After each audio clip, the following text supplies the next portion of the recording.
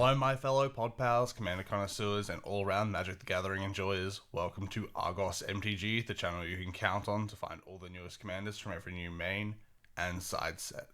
Welcome to part 3 of our Marvel Superhero set review. In this video, we'll be going over all multicolored and colorless cards that could take the helm of your next commander deck, as well as our final thoughts on this set. I'm Archer. And I'm Aaron. Now, a quick disclaimer, we will probably be using nicknames and abbreviations for some of the cards with the more unique names. Also, by no means are either of us judges or, nor do we claim to be. We both just enjoy talking about this game, so please, if we gotten any rules, mechanics, or interactions wrong, please let us know in the comments. Yeah, exactly. With all that out of the way, actually, I should mention really quickly, even if you haven't watched part 1 or part 2 yet, please go back and watch those. They help set up with some of the other mechanics in the video, such as the one that I will go over real quickly now, since it is a main part of these Marvel and UB sets now. We have a speed run or skip section at the start of each color. Because of the amount of cards suffering from MCS, main character syndrome as we like to call it, where a bunch of cards that honestly in a normal Magic set just wouldn't be legendary, but because they're from Marvel or whatever, are just legendary, but they suck. Yeah. Or just are normal creatures for no reason. Yeah. We've added a section at the start of each color where I basically just run through the cards, don't say anything else about them. We might mention a quick 1-2 here where it's oh yeah, this is good, but it just wasn't good enough. Next. Yeah. By no means does that mean that not all of these are bad cards. Some of them are really powerful, but just straightforward. So if you see a commander that you wanted to build on these lists, that, again, by no means do we think it's bad. It just wasn't worth us talking about in this for more than a couple of seconds, or didn't at least catch our interest in terms of what we wanted to build with. Yeah. That being said, and everything else finally out of the way, let's meet the newest legends from Marvel Superheroes, starting with our multicolored cards. Abomination, Terrifying Titan. 3 in a hybrid red-green for a 4/4 gamma villain with trample and power up. 5 hybrid red-green, put a 1/1 counter on Abomination. He fights up to 1 target creature an opponent controls. Actually, really quickly, before I keep reading the rest, another thing from the previous episodes, please go watch those. With the legendary creature, I will not be reading that out unless it's specifically some other type. So I'll read it out if it's legendary artifact creature, but just assume that all of these are just legendary creatures unless said otherwise. And I will also quickly go over any of the new mechanics if they pop up. Again, we've said these in our previous episodes, but if you're just tuning in here for some reason, because you wanted to just look at the multicolored or colorless cards, I'll just go over those. Go over them as they pop up. So with power up, it's one of the new mechanics. You can activate it only once each time. It's a new permanent. So unless you flicker it, it can only be activated once each game. And its cost, so in this case 5 hybrid, is reduced by the card's casting cost if it is activated on the same time it entered. So it would go from 5 hybrid down to 2 hybrid. And then, cool. We will continue on to our next card now that has been stated. Next we have Absorbing Man and Titania. 3 red-green for a 4/5 human villain. Double all damage that creatures sources you control would deal. Card. Yeah, just a strong card. Ant-Man Colony Commander. 1 green-blue for a 2/2 human rogue hero. Whenever Ant-Man attacks, you may pay 1. When you do, put a 1/1 counter on target creature. Whenever you put a 1/1 counter on a creature, create a 1/1 insect creature token. This ability triggers only once each turn. Ant-Man Reformed Rogue. 2 in a hybrid green-blue for a 2/3 human rogue hero. Whenever you cast a green spell, Ant-Man gets +1/+0, gains trample until end of turn. Whenever you cast a blue spell, Ant-Man gets -1, -0 until end of turn and can't be blocked this turn. Whenever Ant-Man deals combat damage to a player, draw a card. Astonishing Spider-Man, 2 hybrid blue-red, blue-red. And then 4/4 Spider Human Hero with Reach. Whenever Astonishing Spider-Man attacks, you may discard your hand. If you do, draw a card for each card you've discarded this way. Atlas, Sizable Stooge, 2 hybrid black-green, hybrid black-green. For a 5/4 human villain with Reach. Whenever Atlas attacks or blocks, you gain 1 life for each creature you control, power 4 or greater. Beast, Erudite Aerialist, 3 and a hybrid green-blue mana for a 3/3 mutant scientist hero. As long as you've put 1 or more 1/1 counters on Beast this turn, he has flying. Whenever Beast deals combat damage to a player, draw a card. Black Bolt Inhuman King for 2, a white and a blue for a 3/3 Inhuman Noble Hero with flying. Whenever you cast a non-creature spell, Black Bolt gets +2/+2 until end of turn. And Lethal Voice, whenever Black Bolt becomes the target of a spell or ability an opponent controls, destroy target non-land permanent that player controls. Black Panther Vanguard, 2 green and a white for a 4/4 human warrior hero. Whenever another non-token hero you control enters, choose 1, create a 1/1 white soldier creature token. Creatures you control get +1/+1 until end of turn. Black Widow, Agile Avenger, 1 and a red and a white for a 2/2 human spy hero with menace. Whenever an opponent draws their second card each turn, put a 1/1 counter on Black Widow and you draw a card. Black Widow, Double Agent, 1 white and a black for a 3/2 human hero villain with Death Touch. Whenever a creature you control attacks alone, it gains first strike and menace until end of turn. Brawn, Amadeus Cho, 1 and a hybrid green-blue mana for a 1/1 Gamma Scientist hero. When Brawn enters, draw a card, power up 4 and a hybrid green-blue.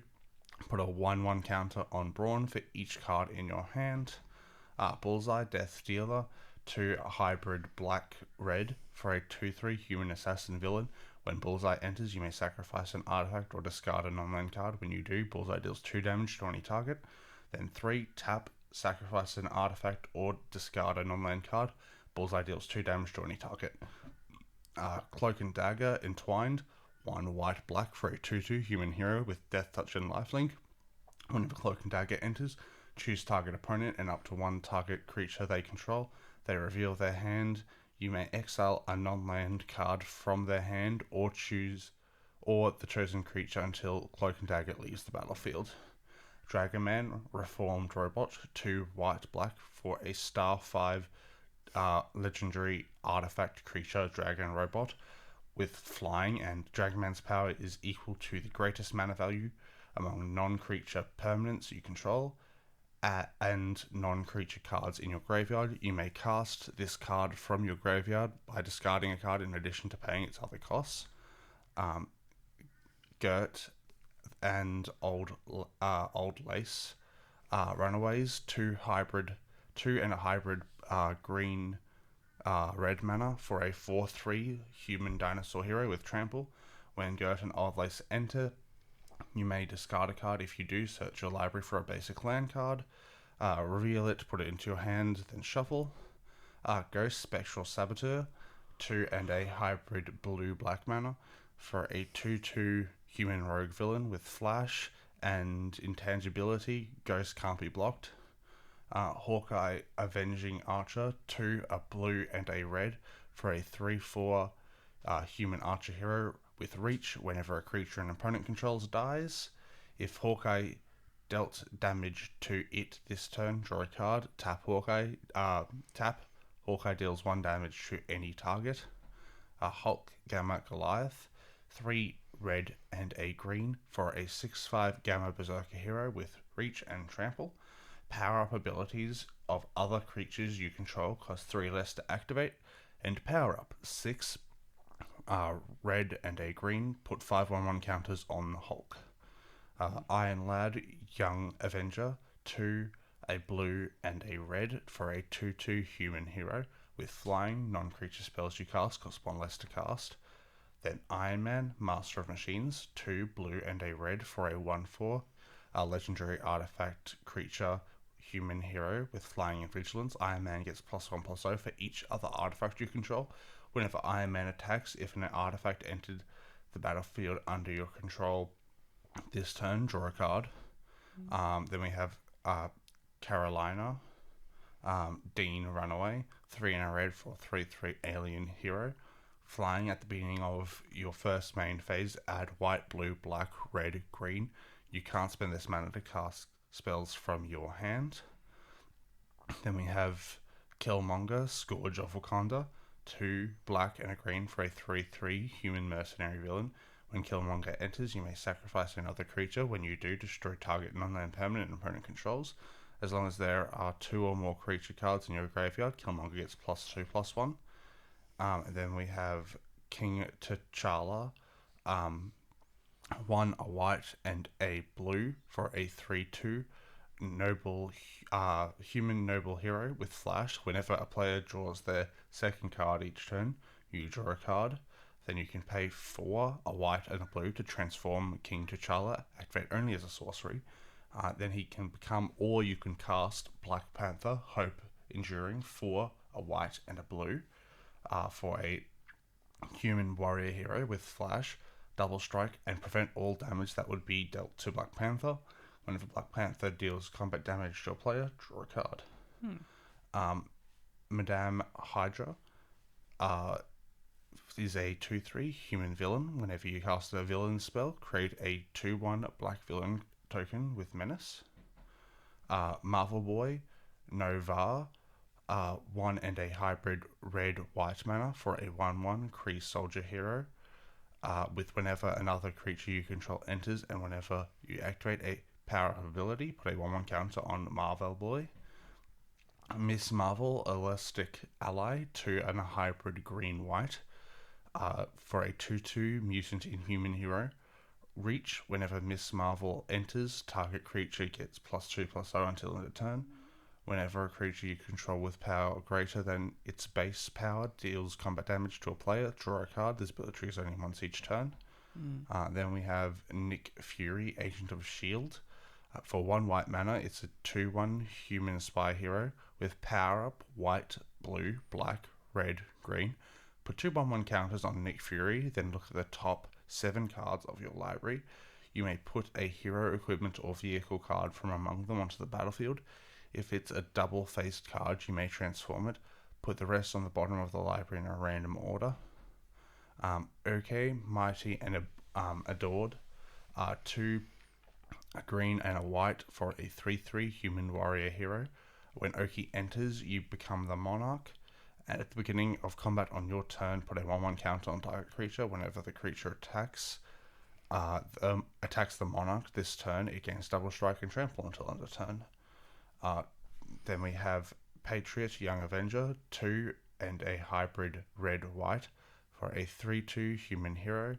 Prowess, Romana with Prowess. Whenever you cast a non-creature spell, this creature gets +1/+1 until end of turn. And as long as Patriot is equipped, other creatures you control get +1/+0. Then we have Quicksilver, Speedster, 3 blue and a red mana for a 3/4 mutant hero with flash, double strike, and haste. As long as Quicksilver is tapped, you may cast spells as though they had flash. Then we have She-Hulk, Attorney at Law, 2 a green and a white for a 3/3 Gamma Advisor hero with vigilance and power up, 6 and a hybrid green-white to put a 1/1 counter on She-Hulk, then double the number of 1/1 counters on each creature you control. Then we have Shuri, Vibranium Technologist, 2 a white and a blue for a 2/2 human advisor hero with vigilance. When Shuri enters, choose 1, create a 1/1 colourless robot hero artifact creature token with flying, or draw a card. Then we have Spider-Man, to the rescue, 2 a green and a white for a 3/2 spider human hero with flash, vigilance, and reach, and no one dies. When Spider-Man enters, you may tap him. When you do, another target non-attacking creature you control gains indestructible until end of turn. And then we have Spider-Woman, Secret Agent, 3 a white and a blue for a 1/4 spider human Spy hero with flash. When Spider Woman enters, tap target creature and opponent controls. That creature can't become untapped for as long as you control Spider Woman. Next we have Stature Young Avenger. One and a hybrid red-green for a 2/2 human warrior with reach. Whenever you cast a non-creature spell, Stature has base power and toughness 4/4 until end of turn. Next we have T'Chaka, Venerable King, a green and a white for a 2/2 human noble hero. When T'Chaka enters, mill 3 cards, then you may put an artifact or land card from among the milled cards into your hand. You pay 3, exile this card from your graveyard. You may become the monarch, activate only if you control your commander. Then we have T'Challa, the Black Panther, 1, a green and a white for a 2/2 human noble hero. Whenever T'Challa enters or attacks, create a tapped vibranium token. Vibranium tokens are an artifact with indestructible and tap, add a colourless. This mana can't be spent to cast non-artifact spells. The next ability is whenever you cast an artifact spell with mana value 4 or greater, put 2 1/1 counters on T'Challa. Thanos, that Mad Titan, costs a red, white, and black for a 4/4 Eternal Villain with Death Touch and Lifelink. His power ability is a colourless, so specifically the diamond-shaped mana. White, a blue, black, red, and green to put 2 1/1 counters on Thanos. Choose odd or even. Destroy each other creature with mana value of the chosen quality. Next, we have the Mighty Thor, Jane Foster.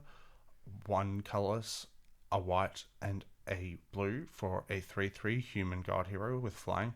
Whenever the Mighty Thor attacks, exile up to 1 target non-token artifact or creature, then return that card to the battlefield tapped under its owner's control. When an equipment you control enters, draw a card. Now we have the Ruinous Wrecking Crew, X, black, red for a 2/2 human villain. The Ruinous Wrecking Crew enters with X 1/1 counters on it. When the Ruinous Wrecking Crew enters, choose up to X, discard a card and draw a card, or target opponent loses 2 life, or destroy target token, or each player sacrifices a creature of their choice.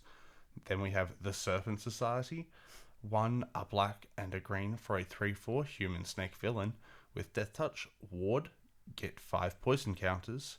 Remember, for poison counters, a player with 10 or more poison counters loses the game. Then when another creature you control with Death Touch dies, each opponent sacrifices a non-token creature of their choice. It's an interesting ward cost. Yeah. The Squadron Sinister is the next card. 5 blue and red for a 5/5 human villain with flying and haste. Other creatures you control get +2/+2 and have flying and haste. With Mayhem, 3 blue, red. You may cast, remind for Mayhem, you may cast this card from your hand for the Mayhem cost. If you discarded this card this turn, the timing will still apply. Then we have Thor Odinson, 3 red and a white for a 4/4 God Warrior with flying, vigilance, prowess. Then we have Tiger Shark, Abyssal Hunter, 2 blue and a black, and another blue and black hybrid mana. So 4 mana in total for a 2/3 shark human villain. Whenever Tiger Shark enters or attacks, he connives. Then for 4 and 1 hybrid blue-black mana, Tiger Shark can't be blocked this turn.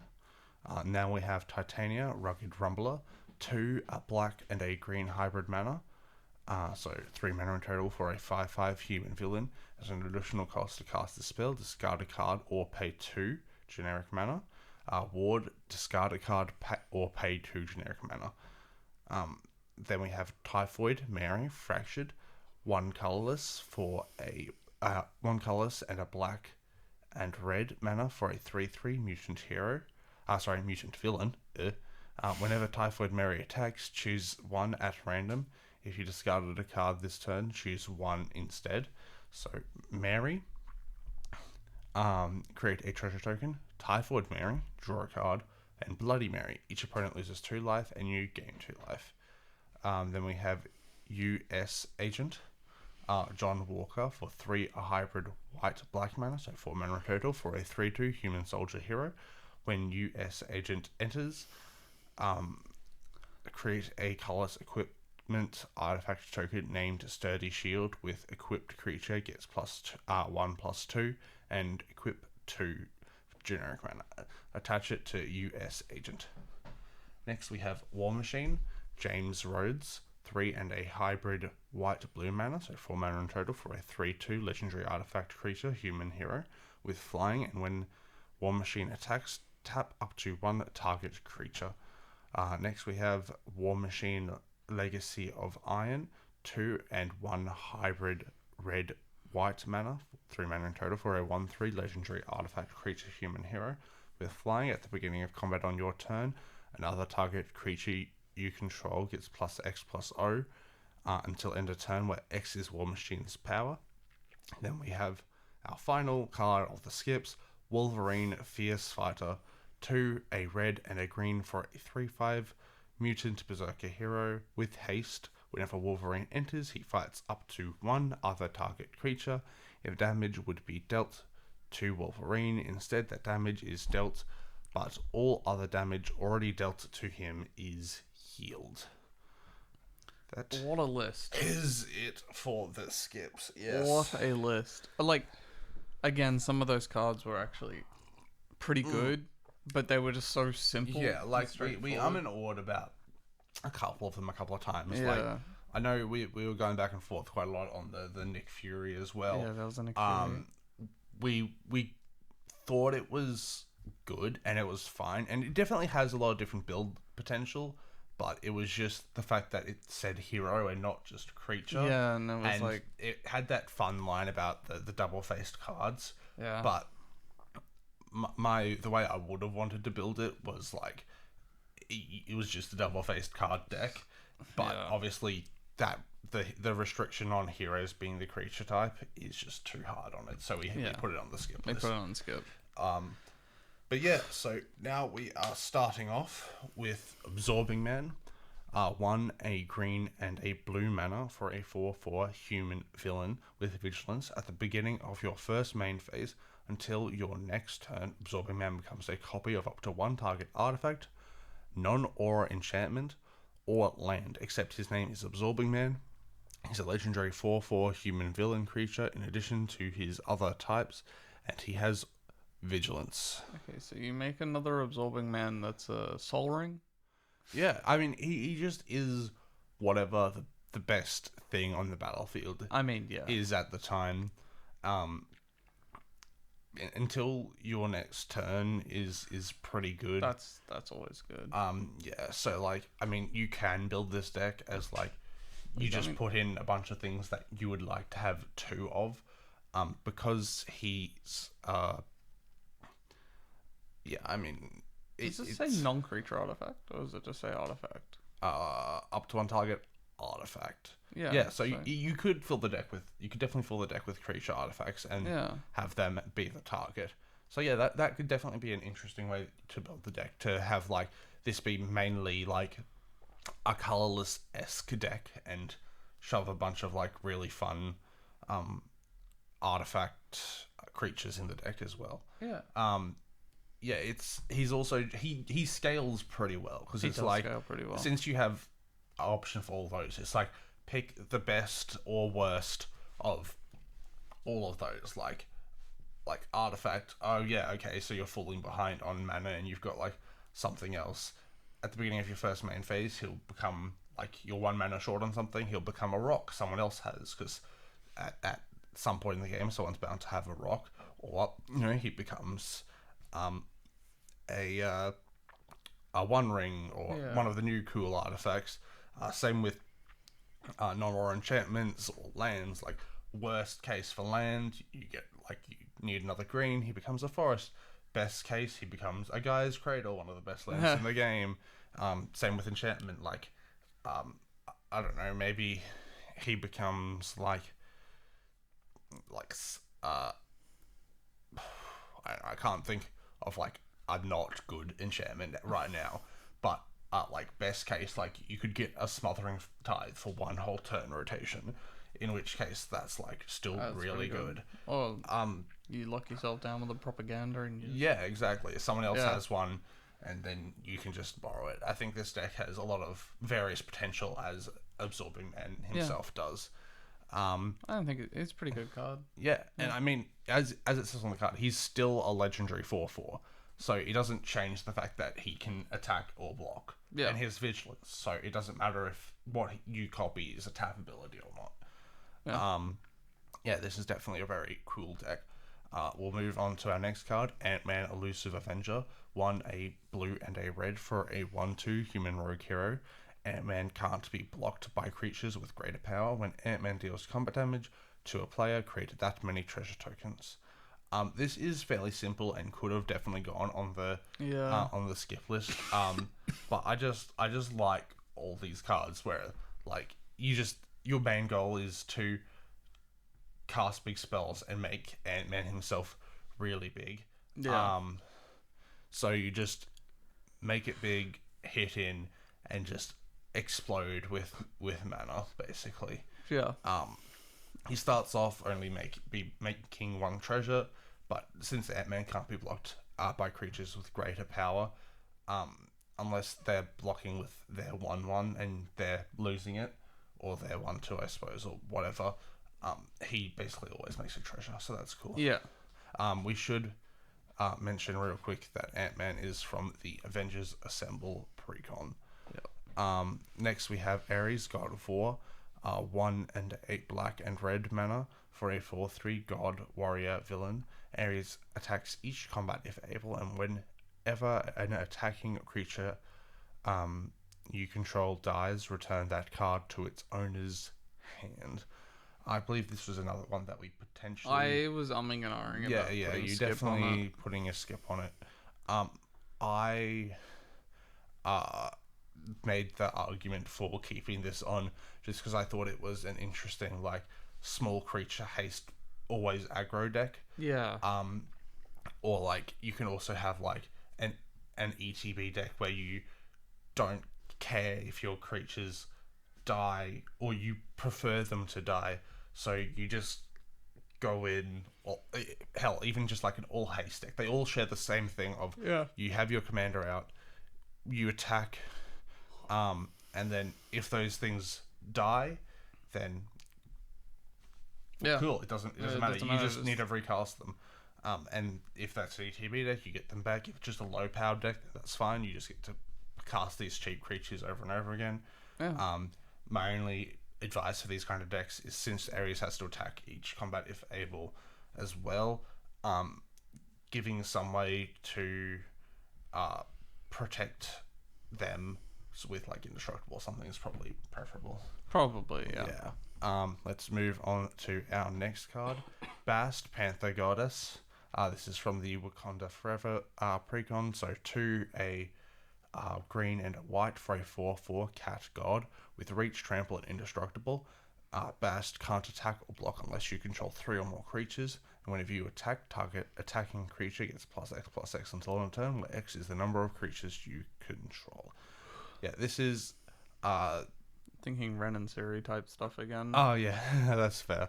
This is just pretty simple tokens. Token go wide, but I thought it was kind of neat that it was indestructible, and having the claws that it reminds me of the old gods from the Eris block and stuff, where it can't do a thing unless it has like some kind of condition met. It's the main reason we wanted to talk about it. Having the fact that it can't attack or block unless you control 3 or more creatures is a neat game to play around when you're building this deck. But yeah, it is pretty simple. It's just a token go wide deck for the most part. Whenever you target attacking creature, I think go wide's definitely like the obvious way, but just because whenever you target attacking creature, it's just a singular creature, not like all of them. It could also be something similar to like I wouldn't say like, probably just like mana dorks, like similar to like an elfy kind of deck, but like you just get your dorks set up and then you have like a couple of key creatures. Basically the dorks are just there to turn on the fact that Bast can attack or block and stuff like that. I mean, fair enough.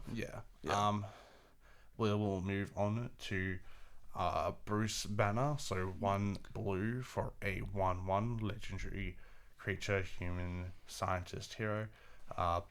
His first ability is XX tap, draw X cards, activate only as a sorcery. Just a quick reminder for how XX works. The draw X part will be the amount paid into one of the two X's, and both of the X's have to be equal. So if you pay 2 mana in total, one into each X, you will draw one card, and obviously that means if you pay 2 into each X's, you're not going to draw 4, you'll draw 2 cards. Yeah. And then his next ability is 2 red, red, green, green, transform Bruce Banner, activate only as a sorcery. The backside of Bruce Banner, because it is an MDFC, modal double-faced card, is the Incredible Hulk. 2 colourless mana, red, red, green, green. So you can cast him just for his backside as well, as all these cards do. For an 8/8 Gamma Berserker hero with Reach and Trample and Enrage. Whenever the Incredible Hulk is dealt damage, put a 1/1 counter on him. If he's attacking, untap him untap him, and there is an additional combat phase after this phase. We always like additional combat phases. Yeah, well, at least the person playing it. I mean, nobody else does. No one wants to see this brute coming their way. Yeah. This is just like a generically really strong card. You've got 3 colors. You've got the draw effect on the first side, and also this incredible damage dealer on the other side, where you just go in and just keep hitting and hitting and hitting. I honestly don't know if I'd play the front side unless I had like an abundance of mana. Yeah, that's fair. Which, I mean, you are in green, so you might have. You might. So like, But I mean, like, I think realistically, the reason you play the front side is you just want to draw like, if your hand's not great and you might have mulliganed once or twice. yeah. It is just like on like you play it turn 1 and then on turn 2 it just draws you a free card and then. I mean, fair enough. Well, not free, but like if you have nothing else to do, it draws you a card and then so on and so forth. But yeah, we'll move on to our next card, Captain America, Living Legend. 1 a white and a blue for a 3/4 human soldier hero with vigilance. Whenever a creature you control becomes tapped during your turn, if it's the first time that creature has become tapped this turn, untap it. This I think you also had potentially as a skip option. I did, yeah. I had this in here just because I think it's a pure value card. There are a lot of creatures. Well, obviously in white and blue there aren't many mana dorks, which is the thing that this would like go off in. If you have, if this is in the deck of like a 5-color mana dork deck, then this is crazy mana generation value. Yeah. Because it doesn't say like why it needs to be tapped. You just tap it for mana, it untaps itself, you tap it for mana again. I imagine even in some CEDH decks with a lot of mana dorks in these colors, you probably will see it there as well, just because of the value from it. But I'm thinking for things like Shurikai Genesis Engine, where it's an artifact that you pay 1, tap it, and draw 2 cards, and I think discard a card and make a pilot, things like that, where you're just getting the value that you need from tapping it, so it'll untap itself, and so for 2 mana in the same turn, it will do the thing where it just taps and untaps. I mean, yeah, it makes sense. It's good value. Yeah. It obviously it has its own restrictions because otherwise on each of your opponent's turns you could do this tap untap thing. But I still think this is a pretty powerful card if you find the right pieces and stuff. Yeah. Plus only for 3 mana for a 3/4 vigilance is still pretty good. That's still good. Next we have Captain America, Team Leader, a red, white, and blue for a 3/3 human soldier hero, and whenever another hero you control enters, it gains vigilance and haste until end of turn. Put a 1/1 counter on that hero, and put a 1/1 counter on Captain America. This is the, I believe, main card from the Avengers Assemble. I was going to say, it looks like the main card. Yeah, I mean, it's either the main card or the side card. I'm pretty sure it's the main. But yeah, this is just like the stereotypical heroes commander. We've seen these in most UB sets where they're like, well, we need a card that can encompass most of this archetype, so we'll give you just a generically good one. It just basically is like, here's a commander that lets you play all your heroes and does good stuff with your heroes. Now go fight. Yeah, Yeah. basically. Okay, next we have Captain Marvel, Apex Avenger. 5 a red and a white for a 4/4 human Kree hero with flying, double strike, and indestructible. Whenever you put one or more counters on another creature, if it's not a Kree, you may put the same number and kind of counters on Captain Marvel. I think this is also from the Avengers Assemble precon. I think this is just a neat counters commander. Yeah.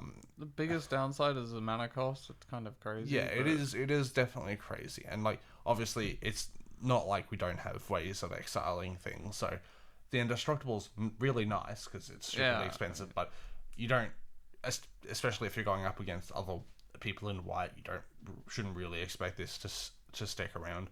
But because of whenever you put one or more counters on another creature, if you have any ways, I can't remember off the top of my head, but anyways to get like hexproof counters and other things like that on this creature, then obviously it sticking around is a lot easier.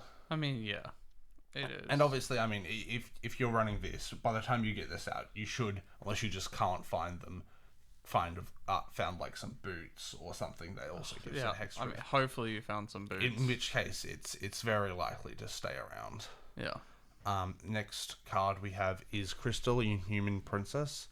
1 a red and a green for a 2/3 Inhuman Noble Hero with flying, and whenever you cast a non-creature spell, Crystal deals X damage to each opponent, where X is the number of colors that spell is. So, and she also taps for a red, a green, a white, or a blue. This feels solid. Yeah, I think this is really solid. Good. This is also from the Fantastic Four precon. I think. I mean, you obviously want maybe a 5. You'd probably want a 5-color deck. Yeah, it's a shame it's not 5 colors itself. Yeah. But yeah, I mean, if you just slot it in a 5-color deck, then that just completely ignores it. In which case, it's just a fine a 3-mana dork. Yeah. But I think, yeah, if you're... Because otherwise, this would be, like, the maximum you can get. And this is by no means nothing, but, like, it'd be max 4 damage per spell cast. Yeah. Which is still really good, but it's... it's a really good breakdown, because there's, like, 3 mana for a 4-mana mana rock that deals essentially 4 damage, maybe. Hopefully. What do you mean 4-mana mana rock? It only taps for 1 color. Oh right, yeah, 4-mana mana rock. Yeah, it's a 4 mana that taps for 1. I mean 3 mana that taps for 1. But yeah, it's still pretty good. It's 3 mana that taps for 1. It fixes you for the most part, unless you're in the 5-color deck, in which case it doesn't fix you for black. But that's fine. Yeah. Yeah. What I think that's enough said. It's just a good creature that does damage. Next we have Daredevil, Man Without Fear, 2 a red and a white for a 3/4 human hero with vigilance and haste. He has radar sense. You may look at the top card of your library anytime, and whenever you attack, you may exile the top card of your library. If that card is a hero card, Daredevil gets +2/+1 until end of turn, and you may play that card this turn. Just importantly, really quick, the way that it's laid out is because of the full stop after end of turn. You don't not get to play that card if it's not a hero card. It just Daredevil doesn't get buffed if it isn't. Yeah. So if you're building this outside of the hero theme, the card just reads, whenever you attack, you may exile the top card of your library, and then you may play that card this turn.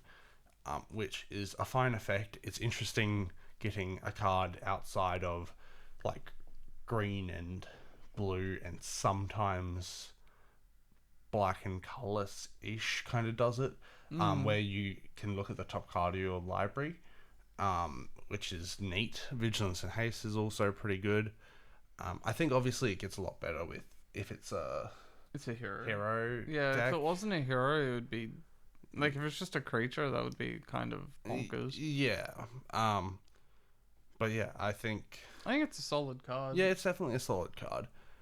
It's just fine in or out of the deck. Yeah, I don't know if I'd. Again, yeah, like you were saying, I don't know if it'd be a commander or not, but Yeah, it would be good as both, honestly. yeah, definitely. I could definitely see it slotting in for like decks that like care about like if you're in red white and your main card draw is exiling cards. I can understand wanting to look at the top of your library just to know, especially if because I mean it's happening more now, but um the kind of exile the top card of your library effects aren't always until the end of your next turn. Yeah. So, like, I mean, this card itself obviously it says you may play that card this turn, so it disappears forever otherwise. So I can understand at least wanting to see the top card of your library and be like, okay, well, I can at least cast this. Yeah. So I feel free to exile cards from the top of my library and not just like immediately hitting like the worst thing. Yeah. Cool. Now next card is Director Nick Fury, a blue, red, and white for a 2/4 human spy hero. Hero spells cost 1 less to cast. Whenever you attack, you look at the top 4 cards of your library. You may reveal a hero card from among them and put that card into your hand. Put the rest on the bottom of your library in a random order. This is from the Avengers Assemble precon. Again, we always like things that make things cost less. Yeah, it's basically the only reason it didn't get skipped. Yeah. Looking at top 4 of your library and revealing a hero, top 4's fine. This is probably going to be some kind of like, I'd imagine getting a bunch of the heroes with attack triggers together, Yeah, I'd say and so. finding some way to double the attack triggers off that. So then you'll get like double Nick Fury triggers, all your heroes costing less. So there is still a spin you can put on this deck without, with still sticking in the hero like faction. Yeah. And there are a bunch of obviously good heroes in these colors. There are good Yeah. heroes in these colors. Let us move. Did I mention it was from the Avengers? It's from Avengers Yeah, Assemble. it's from the Avengers Assemble precon. This is, I think, the backup commander. In which case, next we move to Doctor Doom, King of Latveria. 1 generic blue, black, and red mana, 4 mana in total for a 3/3 human naval villain. With whenever you discard 1 or more land cards, each opponent loses 2 life. At the beginning of combat on your turn, target villain you control gains menace until end turn. It connives. A reminder for connives real quick. You draw a card, then discard a card. If you discarded a non-land card, you put a 1/1 counter on that creature, the creature that connived. This is kind of obviously from the Doom Prevails I precon. was gonna say it's definitely not an Avenger. Oh, he's avenging himself. Yeah, true. But yeah, this I can see some really good spins. Yeah. Like, obviously you want to go a discard deck, Yeah, which definitely. black, blue, and red are all pretty good at. Yeah. I think it's neat because I think he's worded in a way where, they're basically giving you more of an upside to connive. Yeah. Because obviously the main thing of connive is you don't want to have to discard a land because you want to get the 1/1 counter. But this is telling you, hey, it's fine to discard a land because you're Yeah. going to be hurting all your opponents during that.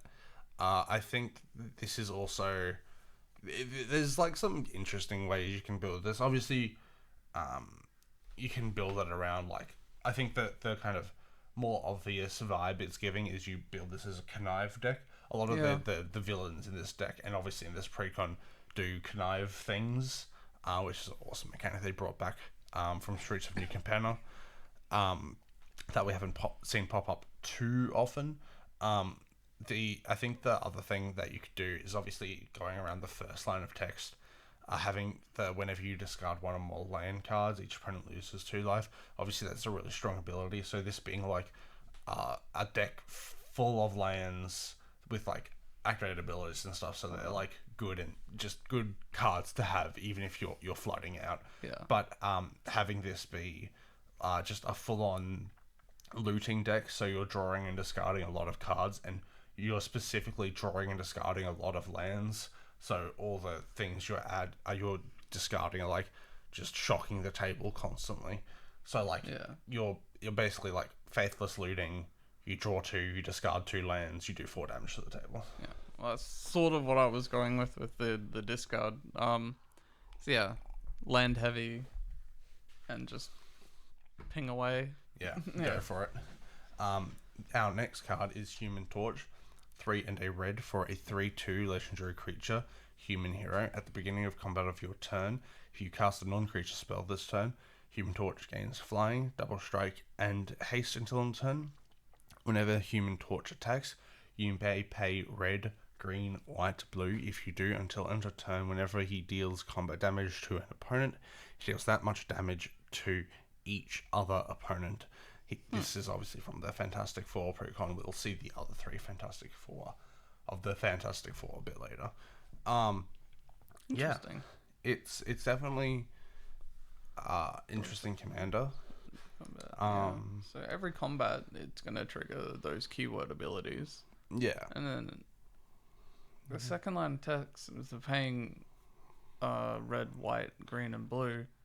yeah. So this is a Free 4-color damage. commander. Yeah, it's just it's kind of like a commander damage deck, but it's just whenever you deal that. So yeah. Just a reminder, whenever Human Torch attacks, you may pay those colors. If you do, until end of turn, whenever he deals combat damage to an opponent, he deals that much damage to each other opponent.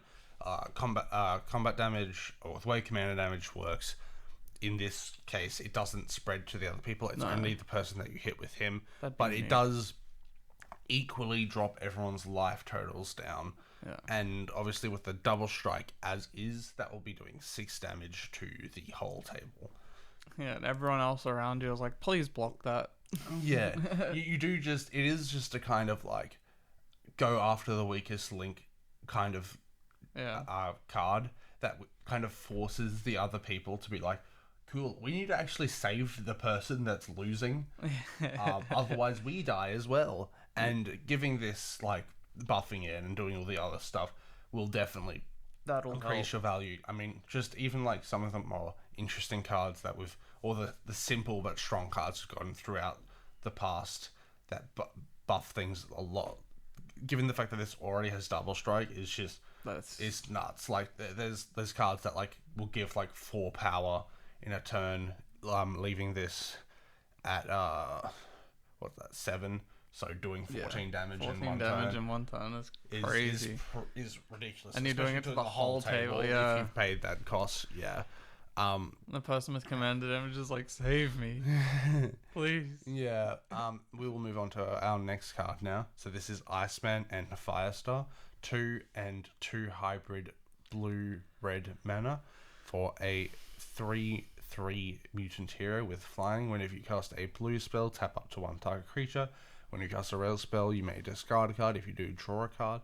This was another one that we were considering for a skip. I had this as skip. Yeah, I mainly kept this on because I like the modal aspect of, hey, if you've cast this color spell, you do this. If you cast this color spell, you do this. Both of the effects aren't fantastic. One's just a rummage and one's just tapping up to 1 target creature.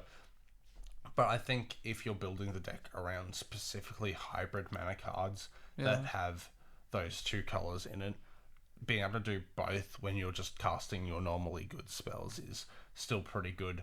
Having the discard and draw effect is also just a neat addition on top. I think this is less of just like a really good commander and more of like just like a cool value piece if you're building your deck around just like a spell slingery kind of vibe. Yeah, I mean, fair enough. It could definitely go in the 99, but I think it just would work better if you built the deck around it, unless you've already got a deck that's full of hybrid blue-red cards, or a lot of like, you want one of these effects in specific.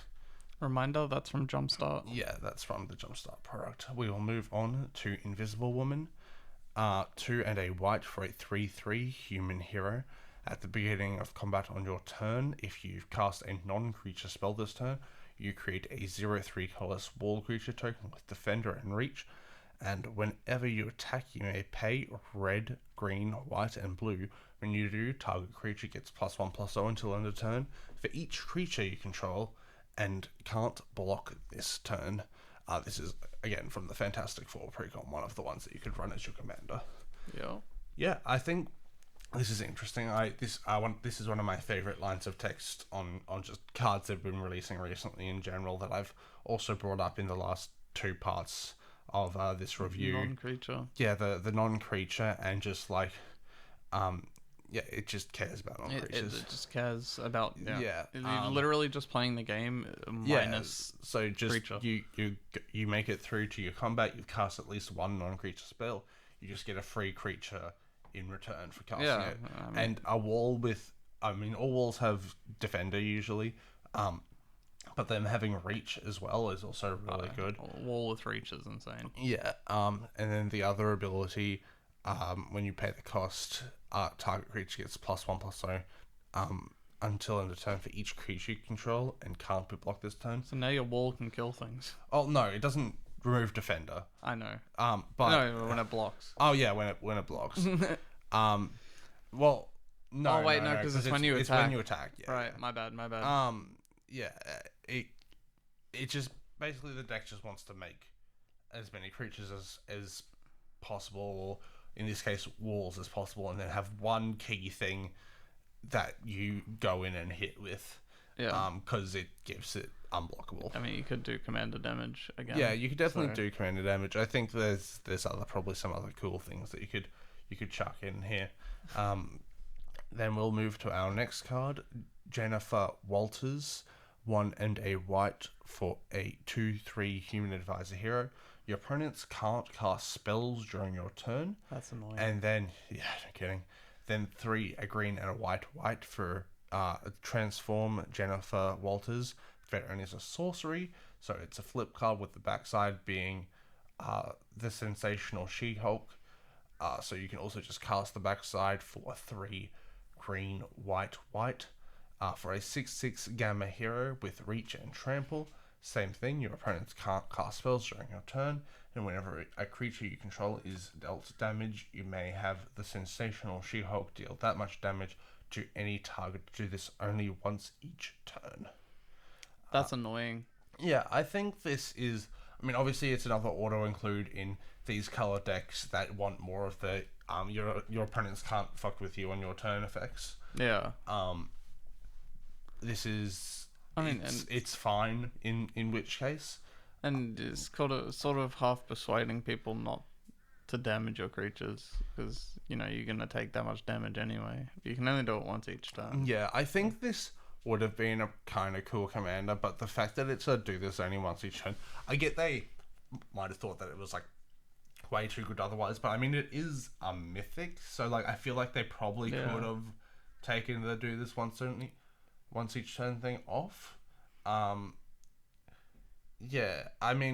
There's the other thing with as well that we've mentioned in one of our other parts with cards that read like this. So I'll reread it one more time. Whenever a creature you control is dealt damage, you may have the sensational She-Hulk deal that much damage to any target. And obviously do this only once each turn. But that means since they're doing the damage, any keywords that care about hitting, like lifelink or death touch, will matter if they're attached to the sensational She-Hulk. So obviously if she triggers and then hits someone and you have lifelink, you will gain that much life back. And with death touch, you can basically kill anything that's not indestructible. Yeah. Cool. So basically it's just, the whole deck is just a don't F with me deck. Yeah. Pain in the ass. Yeah, no kidding. We'll move on to the next card, Kang Prime. 3, a blue and a black for a 3/5 human villain with flying. Whenever Kang Prime enters or attacks, exile cards on the top of your library until you exile a non-land card. Put 2 time counters on that card. If it doesn't have suspend, it gains suspend. This is from the Doom Prevails Precon. Yeah, I love these kind of cards personally. Yeah. Yeah, it's I should mention so because we haven't read it off as of yet in this episode. With Suspend, it's at the beginning of your upkeep. You remove a time counter. When the last counter is removed, you may cast it without paying its mana cost. If it's a creature, it has haste. Because the way haste technically works is if it's been like in the that zone, it for more than like one rotation, then it would just have haste. Yeah. So yeah, no, it's good in that sense. But yeah, no, I think these flip from your library get something random effects are pretty cool. Yeah. And in these colors, you can do some like time counter shenanigan-y things as well. So putting on and removing time counters and other counters and doing other things as well. I love the fact that it's both an enters and an attacks trigger. Yes. So Thank God. Because some of these commanders that we've put in the skip things have literally just been because it's just an enters trigger. yeah, enters, especially with there's been like one or two good ones, not necessarily in this episode, but they've been specifically dies triggers, and it's like, well, it's a cool trigger, but like I don't want my commander dying, and it's not a good enough trigger for me to want to kill my commander. Yeah. But yeah, no, saying a card that says enters and attacks, it doesn't even really matter too much what the trigger is. It's usually just good enough to have. Yeah. So like, realistically, I'll not. It's still a bit hypothetical, or not hypothetical, but like it's a bit harder to do. But like you could get like 3 triggers a turn if you haven't cast your commander yet. So you cast it, have a way to give it haste, like Lightning Greaves, and then attack. So that'd be 2 triggers. And then, in the Grieve case, move the Greaves off and flicker it with something in blue. Yeah. Or copy it. I could definitely see this being like having a clone-y kind of thing.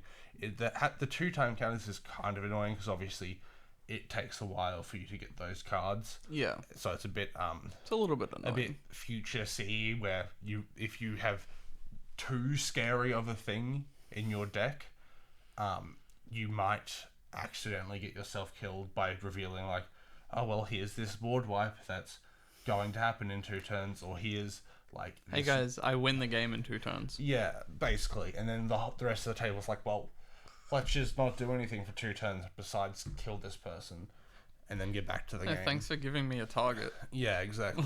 But yeah, anyway, let's move on from Kang Prime. They're pretty cool.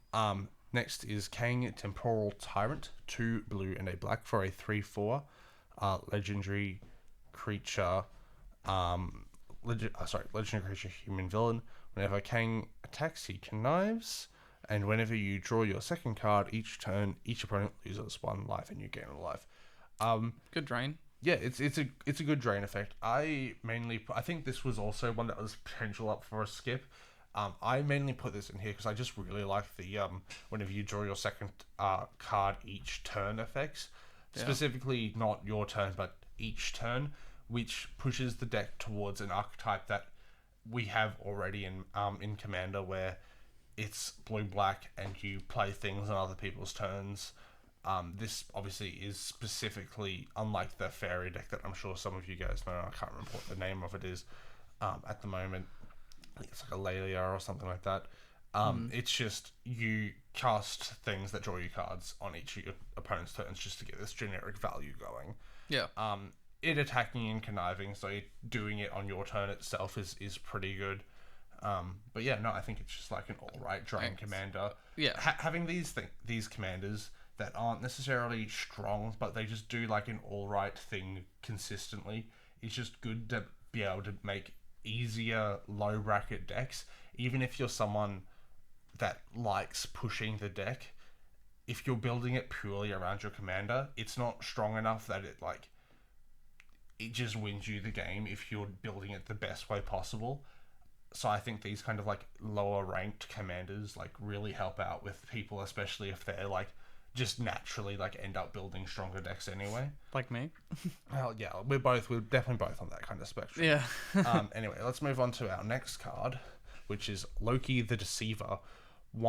A blue, black, and red for mana for a 4/4 god sorcerer villain. Whenever Loki attacks, create a tapped and attacking token that's a copy of another target villain you control, except it isn't legendary and it's an illusion in addition to its other types. Sacrifice that token at the beginning of the next end step, and whenever one or more villains you control deal combat damage to a player, draw a card. This is from the Doom Prevails precon. Loki doing Loki stuff again. Yeah, definitely. Making copies of things, and yeah, I kind of like the art because it's like, oh yeah, he's met all these scary villains like Ultron, Doom, and I can't really make out what that last guy is in the background. I can't tell. But is that Kang? Yeah, I think that's Kang. It might be Kang. Yeah. Yeah, I can see like the purple and then like a blue face. I'm like, I think that's Kang. Pretty sure that's Kang. The big ass gun kind of threw me off. But yeah, he's like, here's these scary people. Illusions go. Illusion go. Yeah. But anyway, the card itself is pretty cool. Obviously, it's an attack trigger, so any way of doubling that's pretty messed up. And it does have the same kind of restrictions we're talking about with like the Nick Furies and some of the other Avengers, where like this is obviously a villain deck. Yeah. But I mean, again, it's got enough. Doesn't need as much of a villain synergy. You just need a couple of like key villains, and then like some copy effects. Some end your turn effects are also really good because it will. Sundial of the Infinite, so you keep these illusions around and they don't disappear. Yeah. And just like other things to make sure these really strong cards that you're making don't disappear. Plus the last line of text, when for one or more villains you control, deal combat damage to a player, draw a card. That basically means if you attack 3 people, with it doesn't matter how many villains, it just matters how many of the players that you have dealt damage to, so you could draw up to 3 cards on your turn. Yeah, from Loki. Which is good. Yeah, which is definitely good.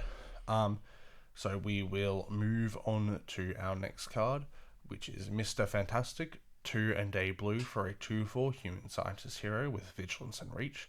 At the beginning of combat on your turn, if you cast a non-creature spell this turn, draw a card. Then it is a red, green, white, and blue tap. Copy target triggered ability you control twice. You may choose new targets for the copies. This is from the Fantastic for precon. Wow, twice is crazy. Yeah, I mean, it is 4 mana of pips, which is a decent cost. Yeah. But copying target triggered ability twice is pretty nutty. Yeah. I mean, like, literally, worst comes to worst, you have nothing else in the battlefield besides Mr. Fantastic. If you've cast at least one non-creature spell, you can copy his own triggered ability. Yeah. So you can draw 3 cards, which for 4 mana is like on rate for most things. It's not great, but like if you have nothing else to do, drawing 3 cards is fine. Yeah. So yeah, I think this is probably one of the. It has like a wide variety. Like the lowest it can go, if you've cast the non-creature spell, which still is a requirement that needs to be met. So if you're just constantly drawing lands, then yeah, it's not fantastic. But it generally speaking, its lowest floor is still pretty good, and the highest it can go is amazing. Yeah, that's crazy. But yeah, no, I think this is another really good card. Obviously, these are all mythics. Commander or 99? I think you could definitely build it well as the commander, but I think it works really well in both. It being 3 mana and just having that draw a card clause is also really good. Being a commander in your turn, if you've cast a non-creature spell, you draw a card.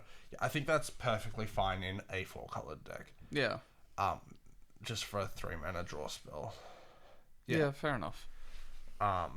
it's another one of those just like typical Mythics cards, but like just because all these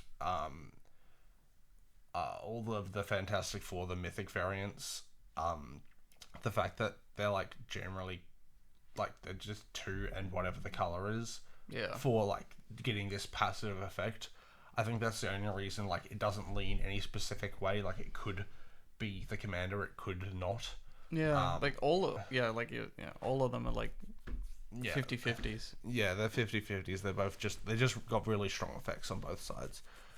Next we have Monica Rambo. Rambu, I think. Yeah, 2 and a white for a 3/3 human hero with flying and prowess. Then you can pay 2, a red and a white. So 5 mana for a to transform Monica. Activate only as a sorcery. Then her backside is Photon Living Light. So once again, 2 red, white. You can cast it by itself for a 4/4 elemental hero with flying, hexproof, and prowess. Whenever you cast a non-creature spell, you put a 1/1 counter on each other creature you control. So it's prowess but permanent. Yeah. And the fact that she's hexproof is like just crazy. I think this probably goes in. It's tough because That's the nuts. backside is like, I mean, it's 5 mana, but like still, it's. I think this probably ends up as a consideration for your Jeskai deck. Yeah. I mean, yeah, it really is like the backside. Having hexproof is crazy. I get all of these like keep the front sides like things usually, but like it keeping prowess and having And having pretty much permanent prowess is insane. yeah, it itself doesn't get the permanent prowess, so it doesn't put a 1/1 counter on itself. So this is like a go wide with other things deck, but yeah, it being permanent prowess is just ridiculous. Permanent prowess is crazy. Yeah. It's not like we haven't had similar things before, but this is just a good card normally. It is. It is very Yeah, good. I think this is one of the few ones that I've seen where I'm like, most of the time I think unless you're like I guess in your deck's case, if you're just needing another body to punch in with, you probably cast it for the front side. But I think most of the time, especially if it's your commander, you're just waiting and casting the backside. Yeah, Especially with I agree. hexproof, like there's not really any downside to waiting to cast the backside, because if you're trying to do the front side, since it doesn't have hexproof, they can remove it, and then it just makes it more expensive to cast the backside. Yeah. So like so I think it's probably just better to cast the backside. I think backside's better. Yeah, definitely. Let's move to Moon Girl and Devil Dinosaur. So 1 generic, a green and a blue for a 2/2 human dinosaur hero.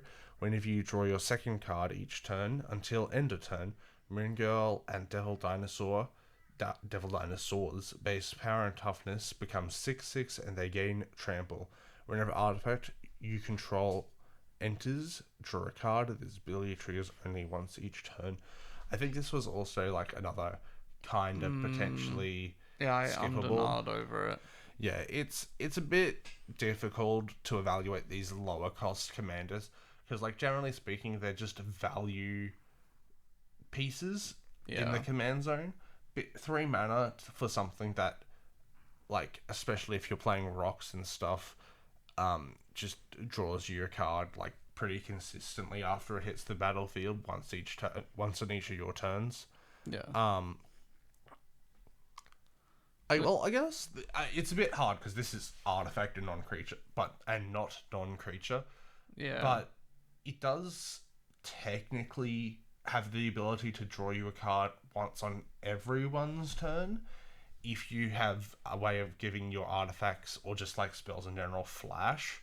And then, because it's only whenever an artifact you control enters, you draw a card. So, like, if you have a way of blinking your artifacts or making just any way to make them enter on other people's turns, that you'll get more of those draw triggers. Yeah. And the first ability isn't too bad whenever you draw your second card. So, like, if you get that second ability to trigger, the first one will always happen. Yeah. on your turn anyway. Um, Base power and toughness 6/6s is good. That's That it just means like if you're building this as like a counter deck, um, then it just naturally will get bigger. And again, it being able to trigger, I think is, and this is one of the main reasons we're talking about it, is it's so easy to get both of these effects happening. yeah. So like it will nearly always on your turns, if you're building this as like a low drop artifact deck, will you basically always have a 6/6 with trample and something that draws you a card for 3 mana, Yeah. which is just kind of, I mean, it's stupidly good, right? It is pretty good, right? Next we have Namor, Atlantean King, 1 generic white and a blue for a 2/2 mutant merfolk noble with flying. Whenever you cast a non-creature spell, create a 1/1 blue merfolk creature token, and whenever Namor attacks a player who has more life than you, other creatures you control, attacking that player get +2/+0 until end of turn.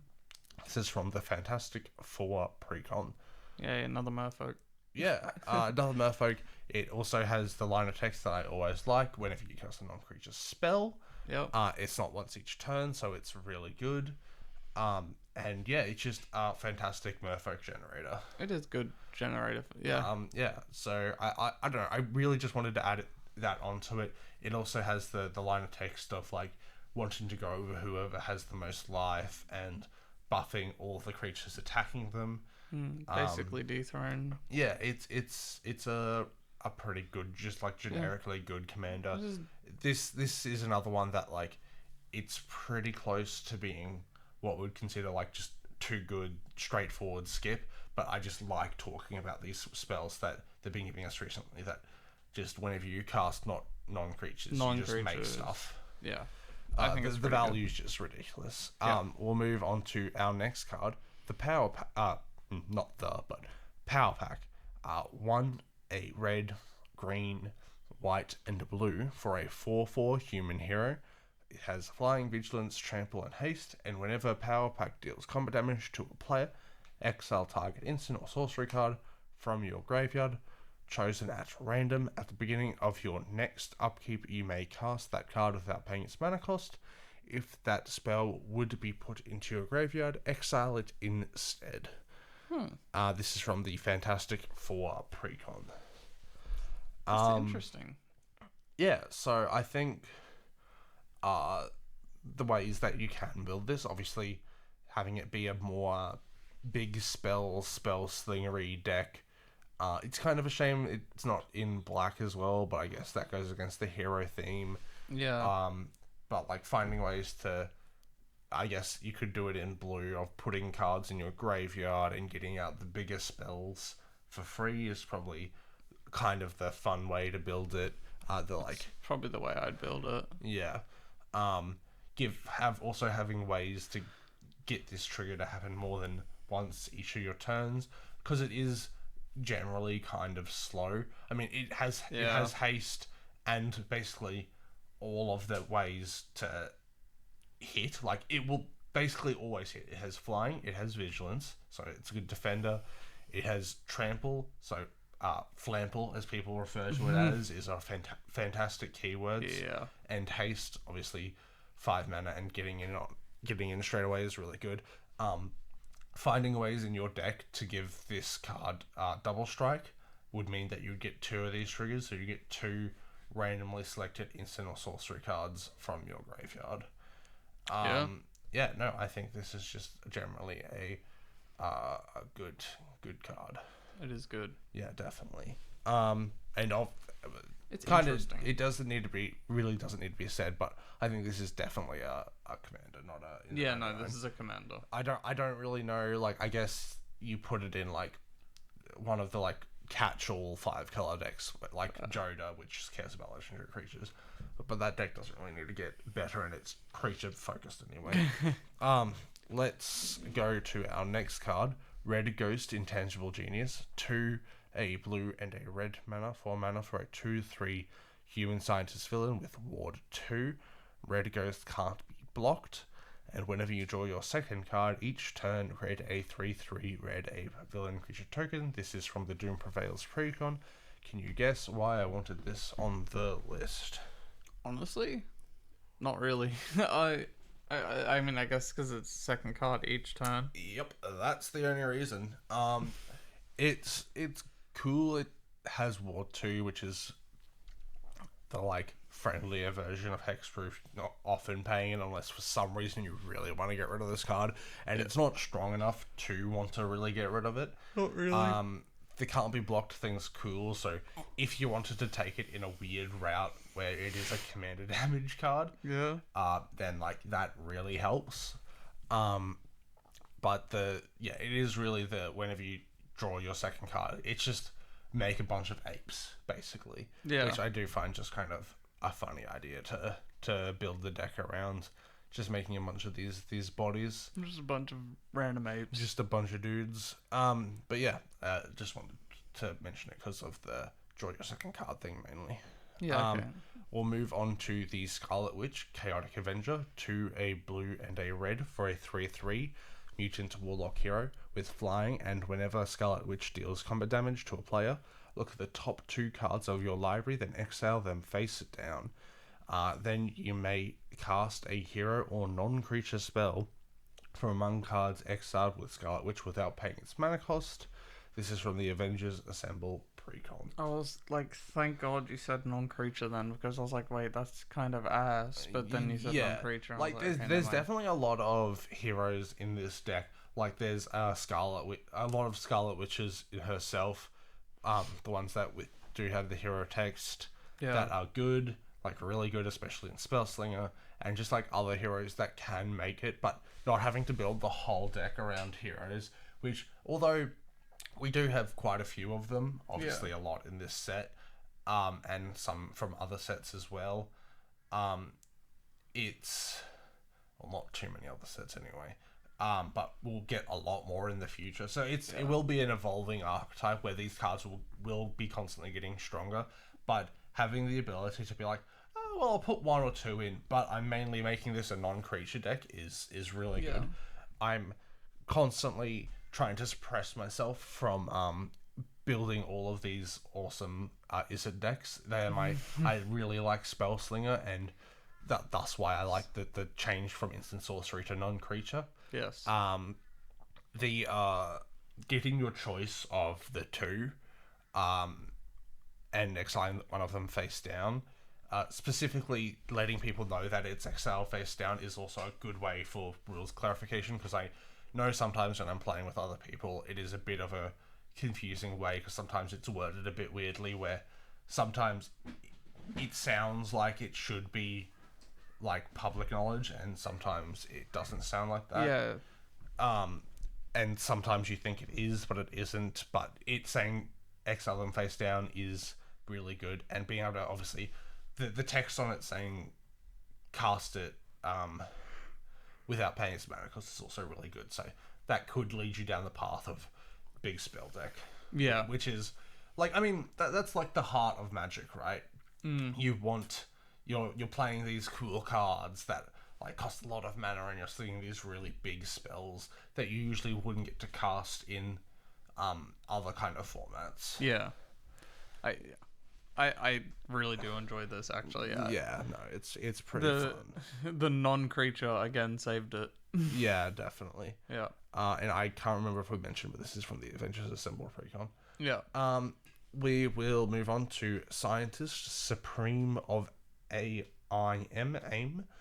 So this is a blue and a black for a 2/2 human scientist villain. You pay 2 life, copy target activated or triggered ability you control from an artifact source. You may choose new targets for the copy, activate only during your turn and only once each turn. So they've obviously placed a lot of restrictions on this card. Yeah. Which is a bit of a shame, but it's also a really strong card. So like, It is strong. yeah, it is pretty ridiculous. And it being not a tap ability and not a mana cost is also really good.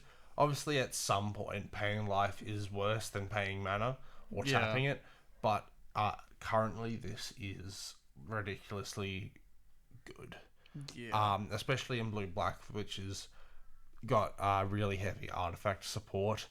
Um, I'm just trying to think. Target activated or triggered ability you control from an artifact source. You may choose. Yeah, I think just because like what the card's been on my mind a bit recently, I think there's an interesting line where you have the chance to use this. Like, there are ways, obviously, because anything that says this can only be used once each turn, if it becomes a new permanent, so if it has left the battlefield and re-entered the battlefield, Yeah. you can use the ability again.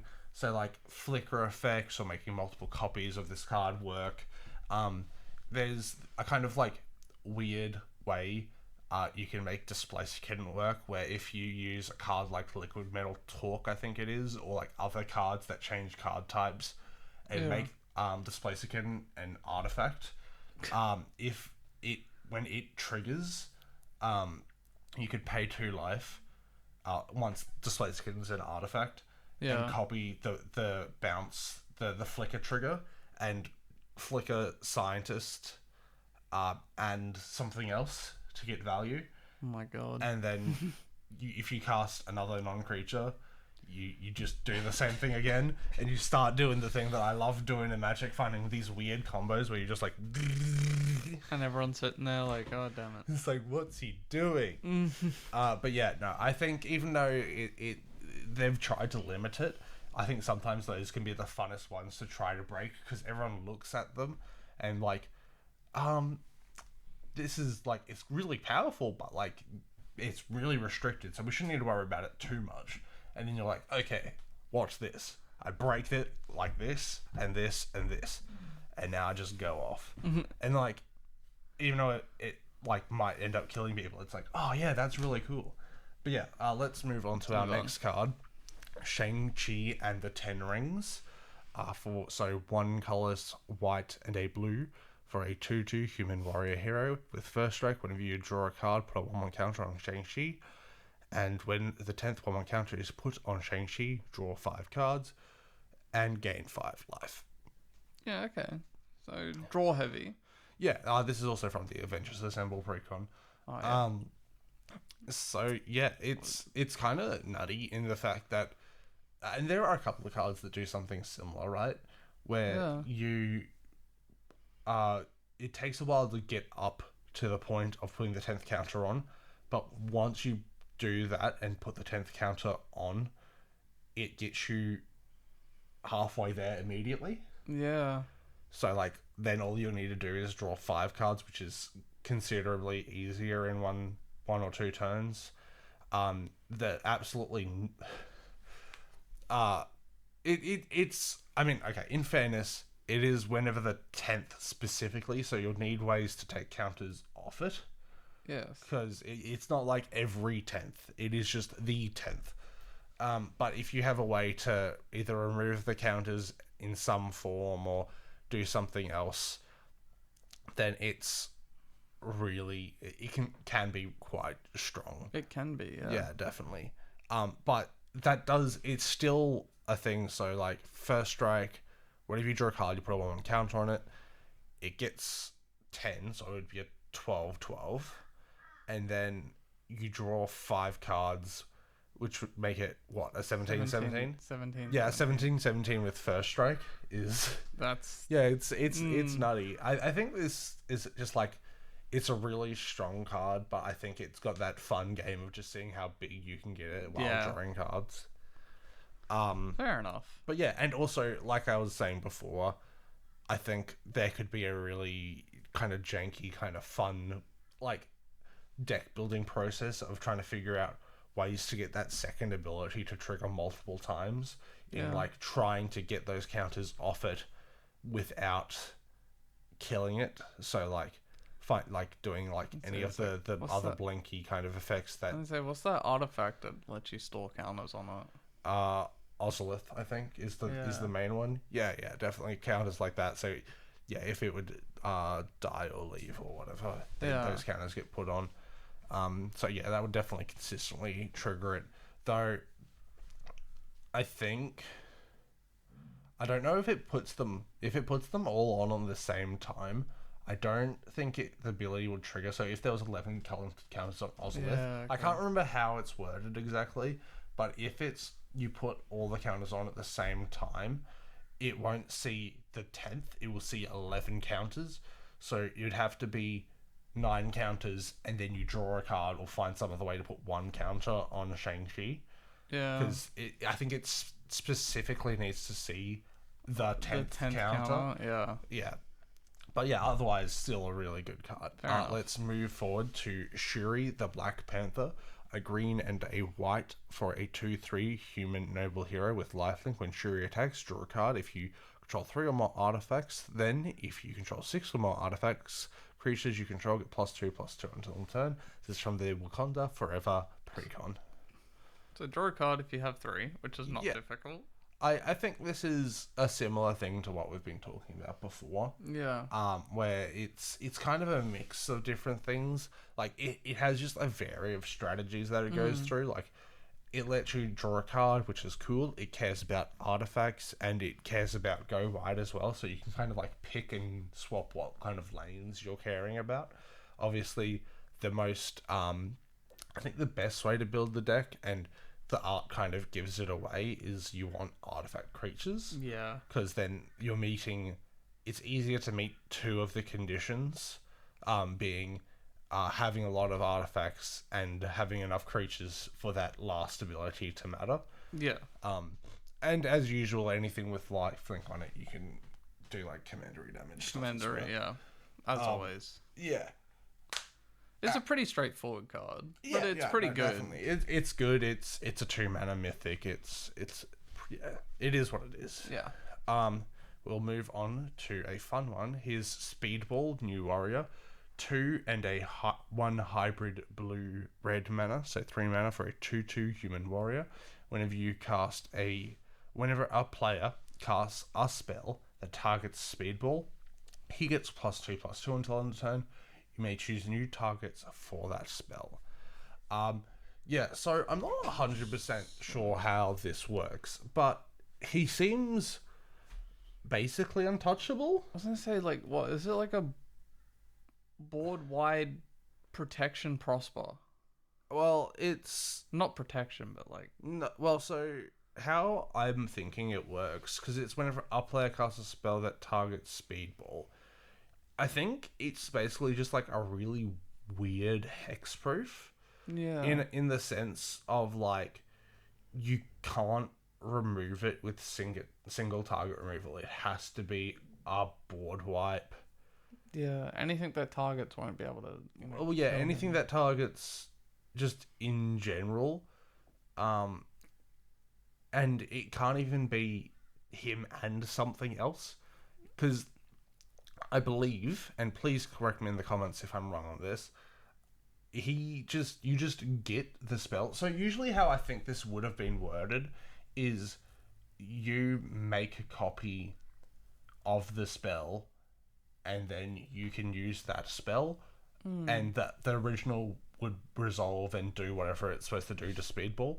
But the way it seems to be worded to me is you basically, I mean, you don't literally, because it's not how it's worded on the card, but you kind of like gain control of the spell and then can choose new targets as it says on the card. Like a deflecting swat. Yeah, type it's thing. like deflecting SWAT the commander. Yeah. So as long as like what you're doing involves him, so like you're suiting him up in a Voltron strategy or doing like other things, yeah, it's just really good. That's yeah. Well, I think the only way that you kill him with targets is it is specifically cast. So activated abilities and other ways of targeting him without casting a spell Yeah. would Like be the way to kill him. Obviously blocking and combat damage and stuff like that. But yeah, and he just gets big and smacks you quick. yeah. But yeah, no, I think it's just a unique commander. With, I originally had him as a skip. 'Cause Yeah, it yeah. was like straightforward. I think he is pretty straightforward, and he doesn't offer anything too like unique in terms of the way you build the deck. But I think the ability in itself is just like a really unique ability that I don't think Yeah. ever have seen before, besides in similar cases like deflecting SWAT. Yeah. That's kind of interesting, actually. Yeah, I think we'll move on to our next card, which is Storm Queen of Wakanda. 3 green and a white for a 4/5 mutant noble hero with flying. Whenever Storm attacks until end of turn, another target attacking creature gains flying and gets +X/+O, where X is Storm's power. Whenever a creature with flying attacks whenever a creature with flying attacks you, Storm deals damage equal to her power to target's creature. This is from the Wakanda Forever precon. So don't attack me. Yeah, well, specifically creatures with flying, but Yeah. yeah. So I think I don't know if there's actually any way of doing it, but you could definitely. There might be like ways of like giving everyone's things flying.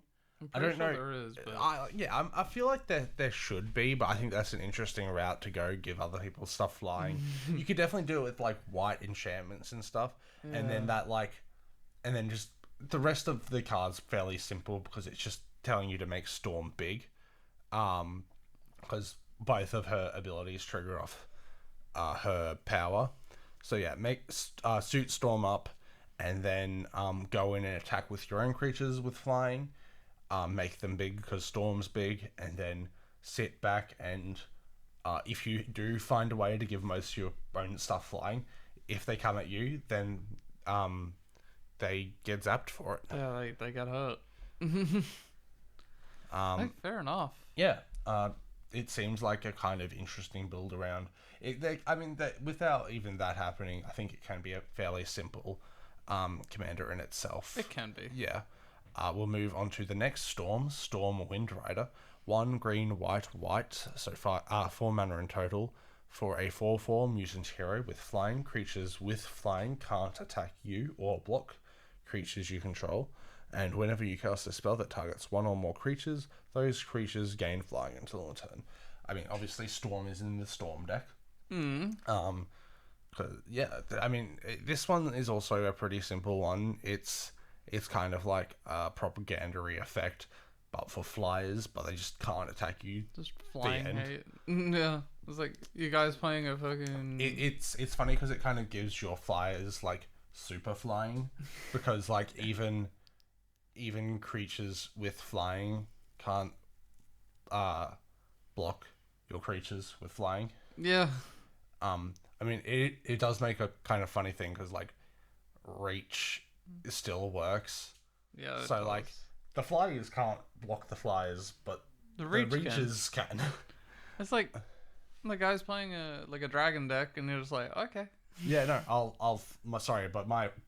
my flyers can fly higher. Yeah. Fuck it. And then being able to give your own things flying as well is obviously pretty good. So a bunch of buffing effects and like single target spells on your side of the board is probably recommended. It's interesting. Yeah. Let's move forth to Super Scroll. So 1 black. So 4 mana for a 4/5 Scroll shapeshifter villain with flying. Has 4 different abilities. So 2 and a white, create a 0/4 colorless wall creature token with Defender. 3 and a green for Super Scroll gets +4/+4 until turn. 4 and a red for Super Scroll deals 4 damage to target creature. Then 5 and a blue, target player draws 4 cards. Okay, I had this as a skip, but you told me it's kind of pog. And I still am unsure why. I know it's because it's a 5-colored. Yeah, so 5-color decks just in general are pretty good, just because you have access to everything in Magic that isn't banned or restricted in our format.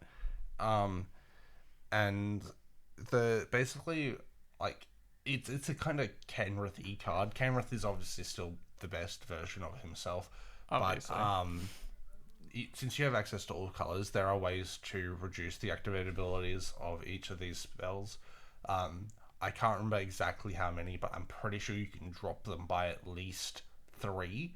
And I think it's like Training Arena. There's one of the companions that I think can do it as well. Yeah. There's definitely some other... I'm pretty sure there's some other ways as well that can reduce the activated abilities, and then there's ways that you double your any activated abilities and stuff like that. So it's just ways to get more value out of this. If you find enough of those ways or copy them enough to be able to reduce these down to their single pip activated costs, obviously that makes this card cracked as well. That makes it insane. Like being able to pay like any of these is just ridiculous. So like, I think the red one's the only one that's like meh, because like it doesn't target anything, it just targets creatures. So like, if you get it down to a red, it's still really good because it does 4 damage to target creature, but it's not like it doesn't do like 4 damage to face. But like all the others are like, like in the case of like paying 4 mana to get 4 of each of these effects, it's like, so 4 mana, create 4/0/4 walls with defender. Yeah, that's really good. 4 mana to give something plus 16 because it's +4/+4 4 times. Yeah. Is really good. Same thing with, and then like 16 damage is like meh. And then draw 4 cards is 16 cards is like ridiculous. Yeah, that's. I mean, that in itself could probably deck someone out, like if you've been doing it enough. But no, I think this is pretty good, and obviously this is the villain that is absorbing all the Fantastic Four's powers, which is kind of neat. Okay. Yeah. So yeah, it's just a generally good card. Let's move forth to Taskmaster, Mercenary Mimic. 2, a blue and a black. So 4 mana for a 3/5 human mercenary villain with photographic reflexes. At the beginning of your first main phase until your next turn, Taskmaster becomes a copy of up to 1 target creature on the battlefield or a creature card in a graveyard, except his name is Taskmaster, Mercenary Mimic. He's a legendary human mercenary villain creature. Yeah, this is crazy. The ability to not only pick things from anywhere. Yeah, it's literally anywhere. It's basically anywhere. Except Excel. Yeah, up to 1 target creature or copy of up to 1 target creature on the battlefield or creature card in our graveyard. Being just like it would still be really good if it said creature on your battlefield or on your graveyard. But no, they got rid of that restriction and they were like, yeah, just like any visual zone, you can make this become a creature of, which means it's a really good self-mill deck. It's a really good everyone mills deck. Yeah. It's just like, even if you're not doing any of that, just being able to get whatever the best thing someone else is playing is also really good. I think this card is just... It's pretty solid. Really good, yeah. Yeah. Especially like, I mean, it's kind of obvious, but if you have ways to clone it or like make multiple non-legendary, you'd have to find a way to remove the legend rule, or make it not a problem, like with the Sakashimori effect, or one of the Reed Richard card that we saw in part 1. Then if you made multiple copies of him, then you could just get like multiple things out of multiple spells, which is pretty cool. Yeah, definitely. I think it's actually interesting. It's a really strong card. It's kind of funny. I'll mention this quickly before we disappear, because the card's like kind of far away from us. When looking at it, I didn't realize. This is just how my brain works. I didn't realize he was, that was just like the full dude. So in the left corner where his leg is, for some reason I thought that was just the crack in the building behind him, and he was like popping out of the building, just because it blends in so well with the back of the background. That's the full dude. Yeah, I know. I thought it was just like a big building behind him, and he was popping out of a crack. And then I was like looking closely as we've been talking about the card. I was like, huh.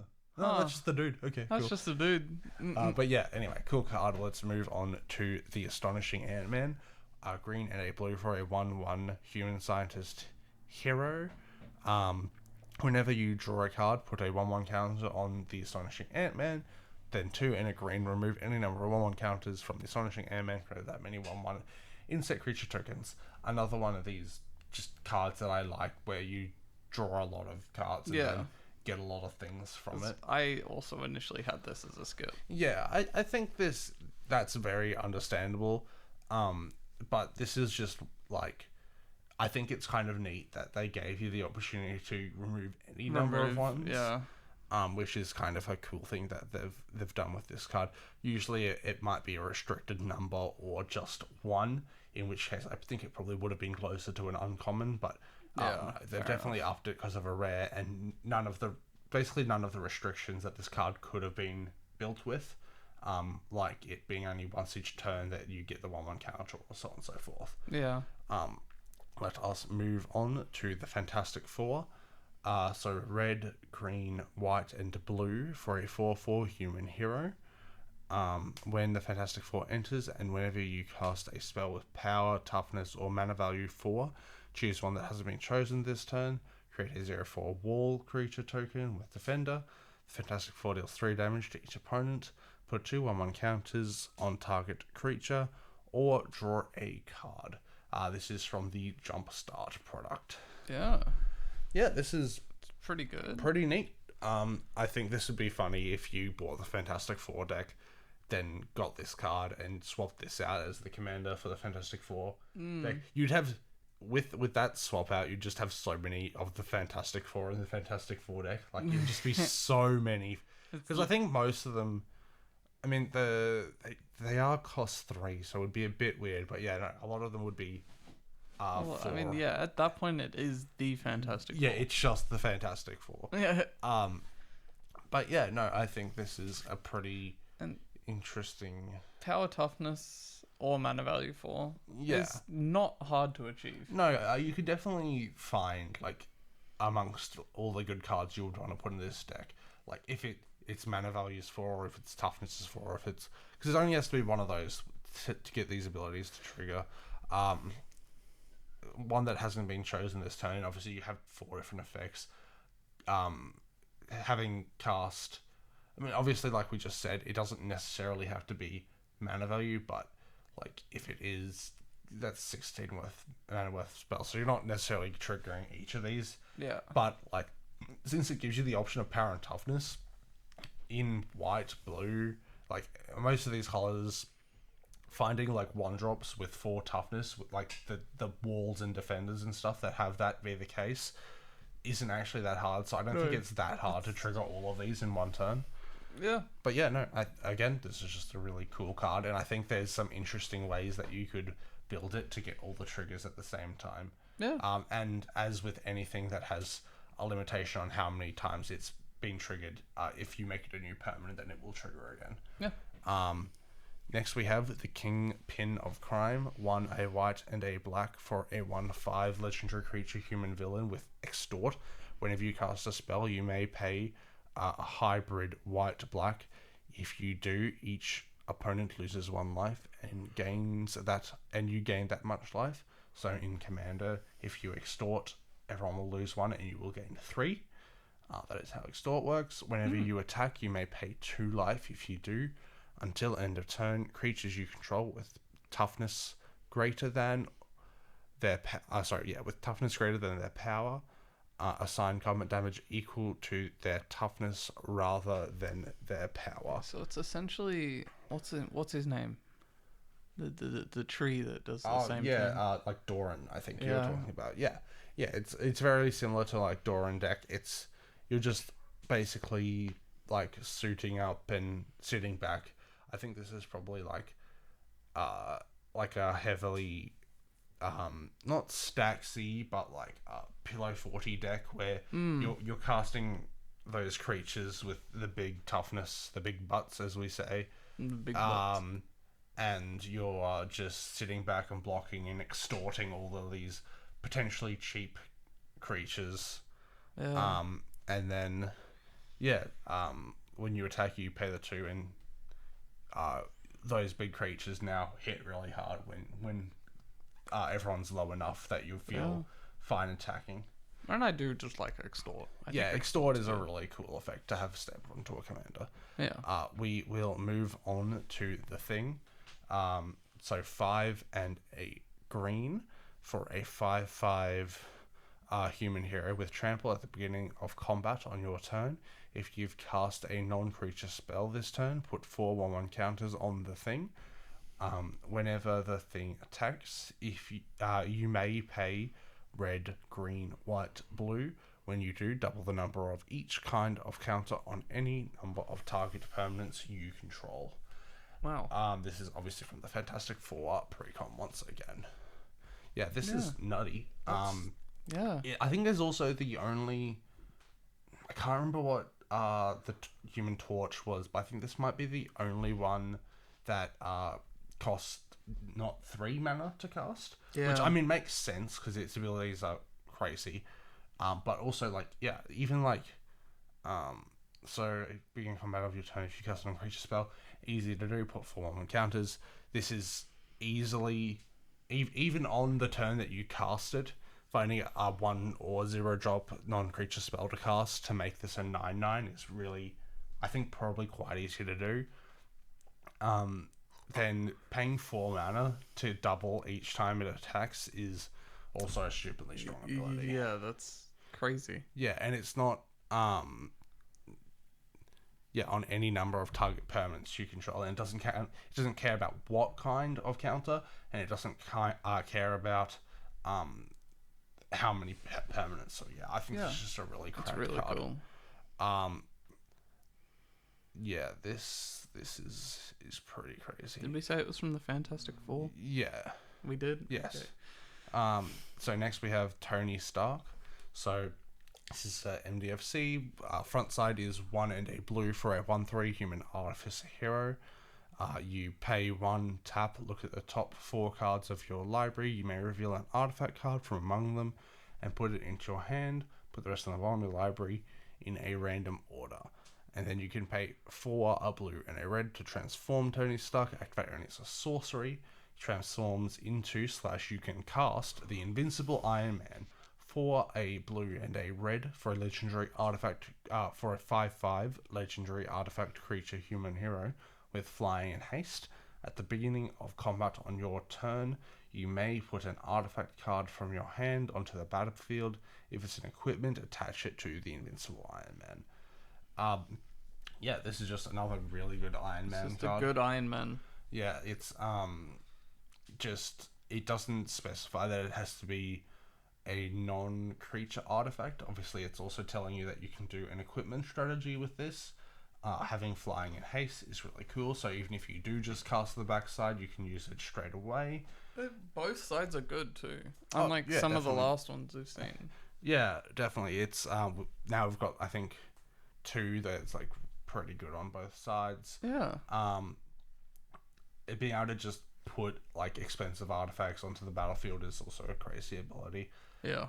Yeah, I think this is just like a generically really good card. It's a good And card. it's very similar, well, not in terms of damage dealt, but this is very similar to the Bruce Banner Incredible Hulk one, but the front side not being an XX ability, even though it only digs through 4 cards, is still a really good ability. It is. Yeah, definitely.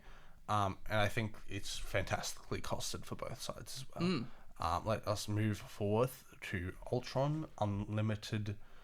So 1, a blue and a black for a 2/2 legendary artifact creature robot villain with flying. Whenever Ultron attacks, he connives. And whenever a creature you control connives, you may pay 1. If you do, you create a 2/2 colorless robot villain artifact creature token. Okay, so it's doing that. And there are quite a few, again, this since connive's not from this set, there No, are it's quite not. a few other cards that connive, so having spells that just generally connive and being able to pay 1 just to make a 2/2 is pretty good. That's pretty good. Yeah. Just as like another bonus effect. So this would obviously the main focus would be like a connive deck, and then he just acts as like an additional payoff for all the conniving that you're doing. Yeah. This is also from the Doom Prevails precon. So let's move forth to Willy Lumpkin Postman. A white and a blue for a 1/3 human citizen. Willy Lumpkin can't be blocked. Whenever Willy Lumpkin deals combat damage to an opponent, you draw a card, and that player may draw a card. If they do, that player can't attack you or permanents you control during their next turn. This is from the Fantastic Four deck. It's political. It can be political. Yeah, definitely. So you let me hit you. I can draw and you can draw. Yeah, But you won't be able to attack me. But you know. Yeah, it's definitely in those more political decks. I think this is one of the ones we haven't seen for a bit, but that are definitely, it feels more like an include in those decks than as the commander Yeah, itself. I don't know if I'd have it as commander. The can't be blocked aspect is really cool, so obviously that's wanting you to do combat damage, but the stats aren't really there for it. Starting from 1 instead of like 3 or 4 isn't fantastic. But again, political, it's telling other people, hey, let me hit you, I'll get in a bit of damage here and there, and you can draw a card with me. And it's like most of the time, because I mean, they don't have to accept the fact that you're hitting them, because you're always going to hit them. I mean, yeah. And you always get to draw a card. So, like, at base, this is a really good card that just, obviously it doesn't have haste, but like, it always gets you a card on each of your turns. Yeah. And then just the fact that if they do, that player can't attack you or attack you or permanents you control during their next turn is just pretty good. Yeah. Just an interesting card. And our last card for our multicolored is Winter Soldier, Icy Assassin. 1 white and a black for a 2/2 human assassin villain with vigilance and menace. Winter Soldier gets +2/+0 for each equipment attached to him. So then 3 a white and a black, return this card from your graveyard to the battlefield with finality counter on him. Then you may attach an equipment you control to him. I had this as skip, so yeah, I don't know. A quick reminder for finality counters: if a creature with finality counter on it would die, you exile instead. It can be flickered, and the finality counter won't matter. Yeah. Yeah, I think this is just more emphasizing the new archetype that we're seeing of black with equipment. Okay. And the fact that although he does get more expensive at some point if people keep removing him, because obviously this is a combat damage commander, right? Yeah. He gets bigger for each equipment attached to him. You want to put not necessarily a big equipment, but basically just you chuck all the equipment, if you're building this like as optimally as possible, all the equipment that costs 0 to equip as possible and that don't cost much to cast as well, just so, because he himself applies the buffs. Yeah. And +2/+0 is nothing to laugh at. He also already has vigilance and menace, which are fantastic keywords. Yeah. And if people just keep removing him, at some point, you can return him from your graveyard to the battlefield with the finality counter on him. Yeah. And if you do, being able to attach an equipment you control to him is also a really good payoff for that. Yeah. Okay. If you do have like one of the bigger equipment, like the Colossal Hammer and stuff like that. Yeah. Okay. Yeah, no, I think it's just a cool thing to talk about for the new archetype. Fair enough. So we'll move on to our colours skips now. So first up, we have Galactus, Devourer of Worlds, which is 10 colourless mana. Obviously, all these are colourless. I'll specify if any of these are the special diamond mana. So 10 colourless mana for a 12/12 Elder Alien, Flying, Trample, Indestructible. When Galactus enters, exile target permanent. Insatiable Hunger, Galactus attacks an opponent with the most life among your opponents each combat, if able, unless you control a creature named Silver Surfer. Galactus' Herald. Then we have Jocasta, Automaton Avenger, 3 and 3 mana for a 2/2 robot hero with flying. Whenever your commander deals combat damage to a player, put a 1/1 counter on Jocasta. And whenever you attack with your commander, if this card is in your graveyard, you may return it to the battlefield tapped and attacking. Next we have Machine Man, Model X-51 or -51. 4 mana for a 2/3 robot hero. Whenever you cast a non-creature spell, put a 1/1 counter on Machine Man, and he gains flying until end of turn. Next, we have the Silver Surfer, Galactus' Herald. 5 generic for a 4/5 alien hero. With flying, whenever Silver Surfer enters, you may search your library for a card. Name Galactus, Devourer of Worlds, reveal it, put it into your hand, then shuffle. When Silver Surfer deals combat damage to a player until the end of your next turn, target creature attacks that player each combat if able. Just to mention, even though this is a skip, I think this is fine if you run Silver Surfer as the commander with Galactus in the deck. Yeah. We just wanted to skip past it because I think it's a pretty obvious way to build the deck. Yeah. Next, we have the Fantastica, 3 generic for a legendary art. 3 generic for a 4/4 legendary artifact vehicle. With flying, whenever you cast a non-creature spell, you may have the Fantastic card become an artifact creature until end of turn. Whenever you cast your 4th non-creature spell each turn, you may sacrifice the Fantastica. If you do, create 4/4 colorless construct artifact creature tokens with flying and haste. Next, we have Tri-Sentinel Act of Vengeance. This is 7 generic for a 7/7 legendary artifact creature robot villain with flying, menace, and trample. When Tri-Sentinel enters, for each opponent, Tri-Sentinel deals 3 damage to up to 1 target creature that player controls. It also has Unearth for 7, Reminder for Unearth. You return this card from your graveyard to the battlefield.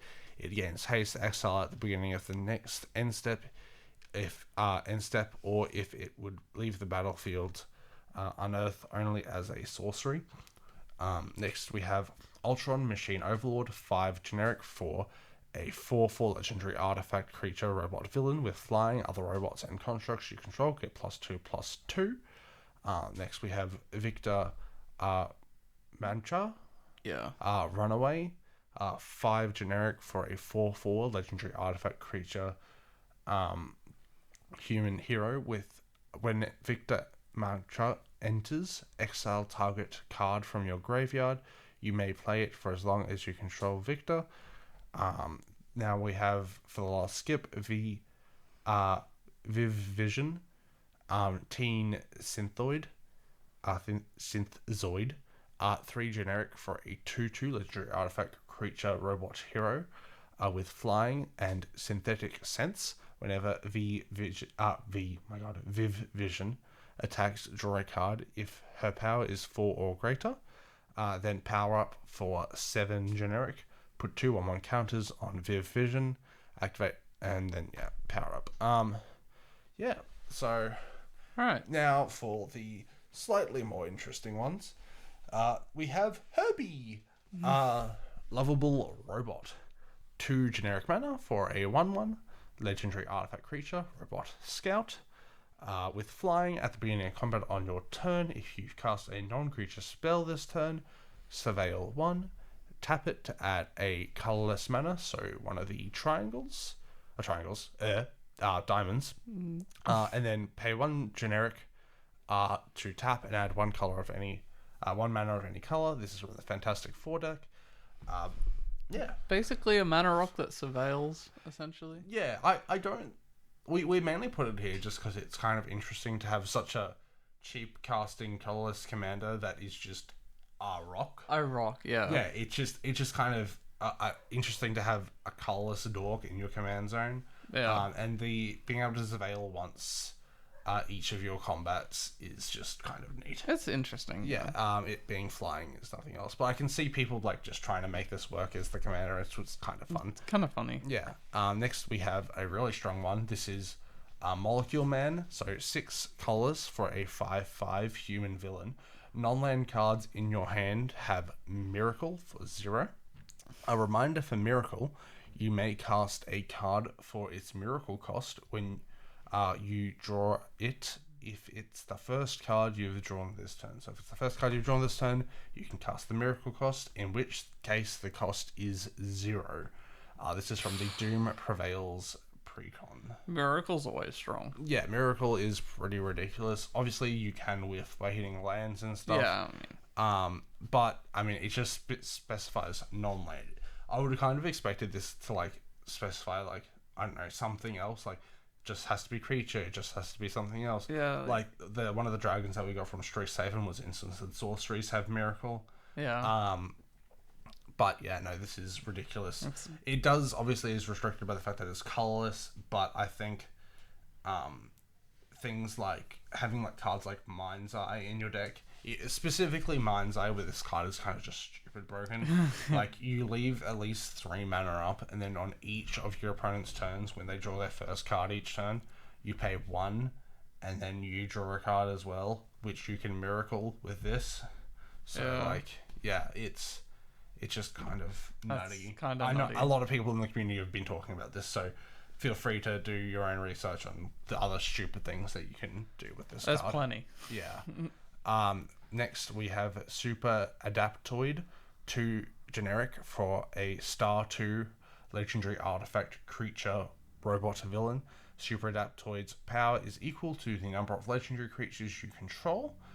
Whenever Super Adaptoid enters or attacks, choose another target creature. If that creature has haste and Super Adaptoid doesn't, put a haste counter on Super Adaptoid. Do the same for flying, first strike, double strike, death touch, lifelink, indestructible, menace, reach, trample, and vigilance. Basically all the types of keywords that there are. Yeah. Yeah, so having it's a bit weird it being colorless and it cares about the legendary creatures. Yeah, it's kind of funky. But it is just the second ability. Yeah, I think it is definitely weird that the first one isn't just legendary creatures in general, considering he shouldn't really be caring about his own allies. He's fighting the Avengers. Yeah. So like I would have thought that he would have just got power and toughness equal to all other legendaries, but I guess maybe in playtesting that was just too strong. Maybe. But yeah, I think just in general, this is just like a fun keyword super commander that you can build and just see how far you can get it. See if like the mini game being trying to get all the counters on, finding unique ways of grabbing these counters, finding ways to double his trigger for his enters and his attacks.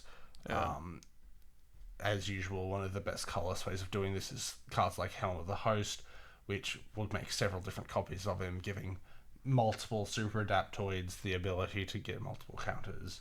Yeah. And in which case they they just get stronger. And stronger and stronger. Yeah.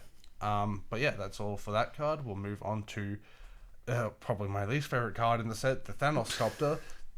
6 generic for a 5/5 legendary artifact vehicle with flying and haste. Whenever the Thanos Copter enters, vehicles you control become artifact creatures until end of turn. When a vehicle you control deals combat damage to a player, draw a card. Crew 2, mana for crew. You can tap a creature or anything. Or a creature with power 2 or more to crew this vehicle or a vehicle. This is from the Jumpstart product. It enters and makes all your other vehicles creatures, and so you don't need to crew them. Yeah, which is it's cool. I just don't think there's much to this card. The vehicles dealing combat action on player to draw a card is also pretty neat. I think the only way I'd build this is just like a bunch of it being colorless is tiny bit rough, but if it's in the deck, obviously that doesn't matter. Yeah. But just like a bunch of vehicles that have like a high crew cost, and then using this as more so as a finisher for the deck than anything else, and that just sits in your command zone.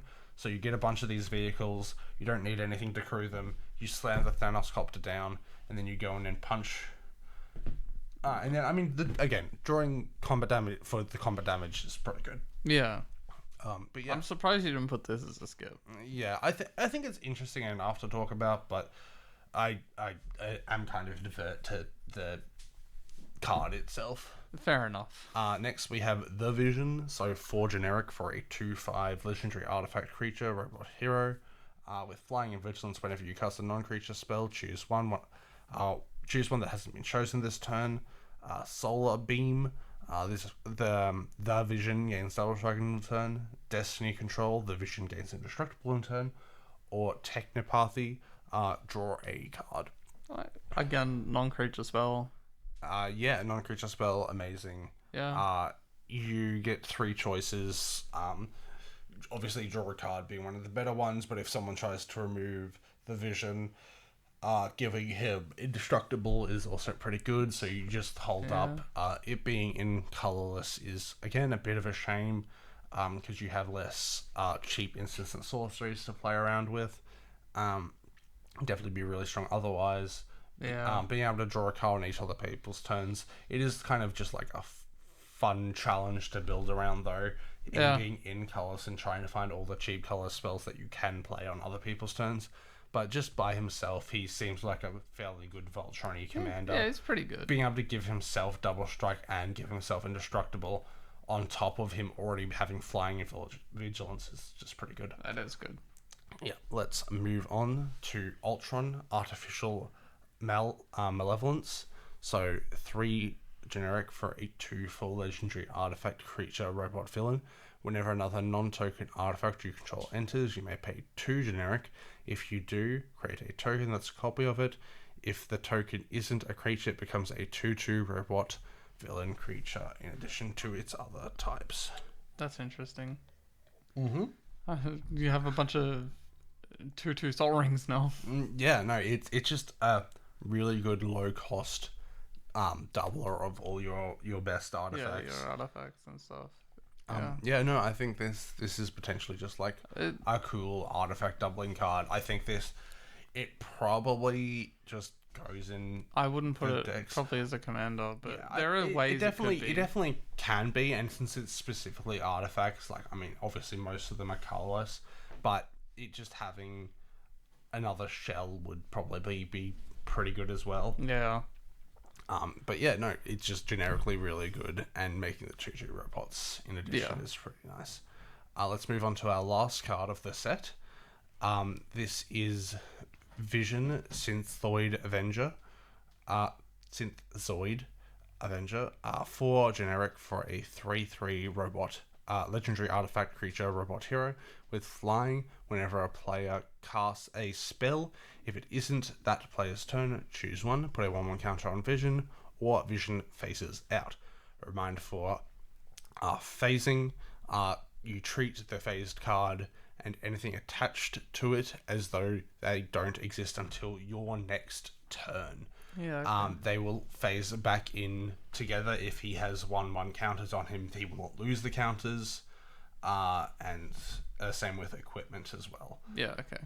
So yeah, this also rings very similar to, not exactly, it's technically a bit less powerful, but to the Sauron-esque effect of whenever a player casts anything. As long as it's not their turn. So if they try to remove him, they would need 2 removal spells. One to make you use the Vision Phases Out ability, and the other one to actually remove him. So that's really good. Even if they do end up killing him, being able to get that to trigger is really good. Yeah, okay. Getting 2 cards out of their hand. I think it's mainly just... This is another card I had as a skip. Yeah, so. I think this is just mainly interesting because we don't see the ability to phase a single thing out that often. Yeah, not... And also, I mean, it could just be a cool Voltron commander. Obviously, the phasing out doesn't affect equipment like we said, so shooting up with all the stuff and then just making him disappear and then re-enter with all the equipment is pretty strong. Yeah. But yeah, no, it's pretty good. It's also from the Avengers Assemble pre-con. It is. So now, yeah, that's literally everything that we've finally gone through. Geez, it's a lot. It's enough cards. I think, what was it, 362? Yeah, 362. Yeah. Even with all those skips, this was a absolutely massive set.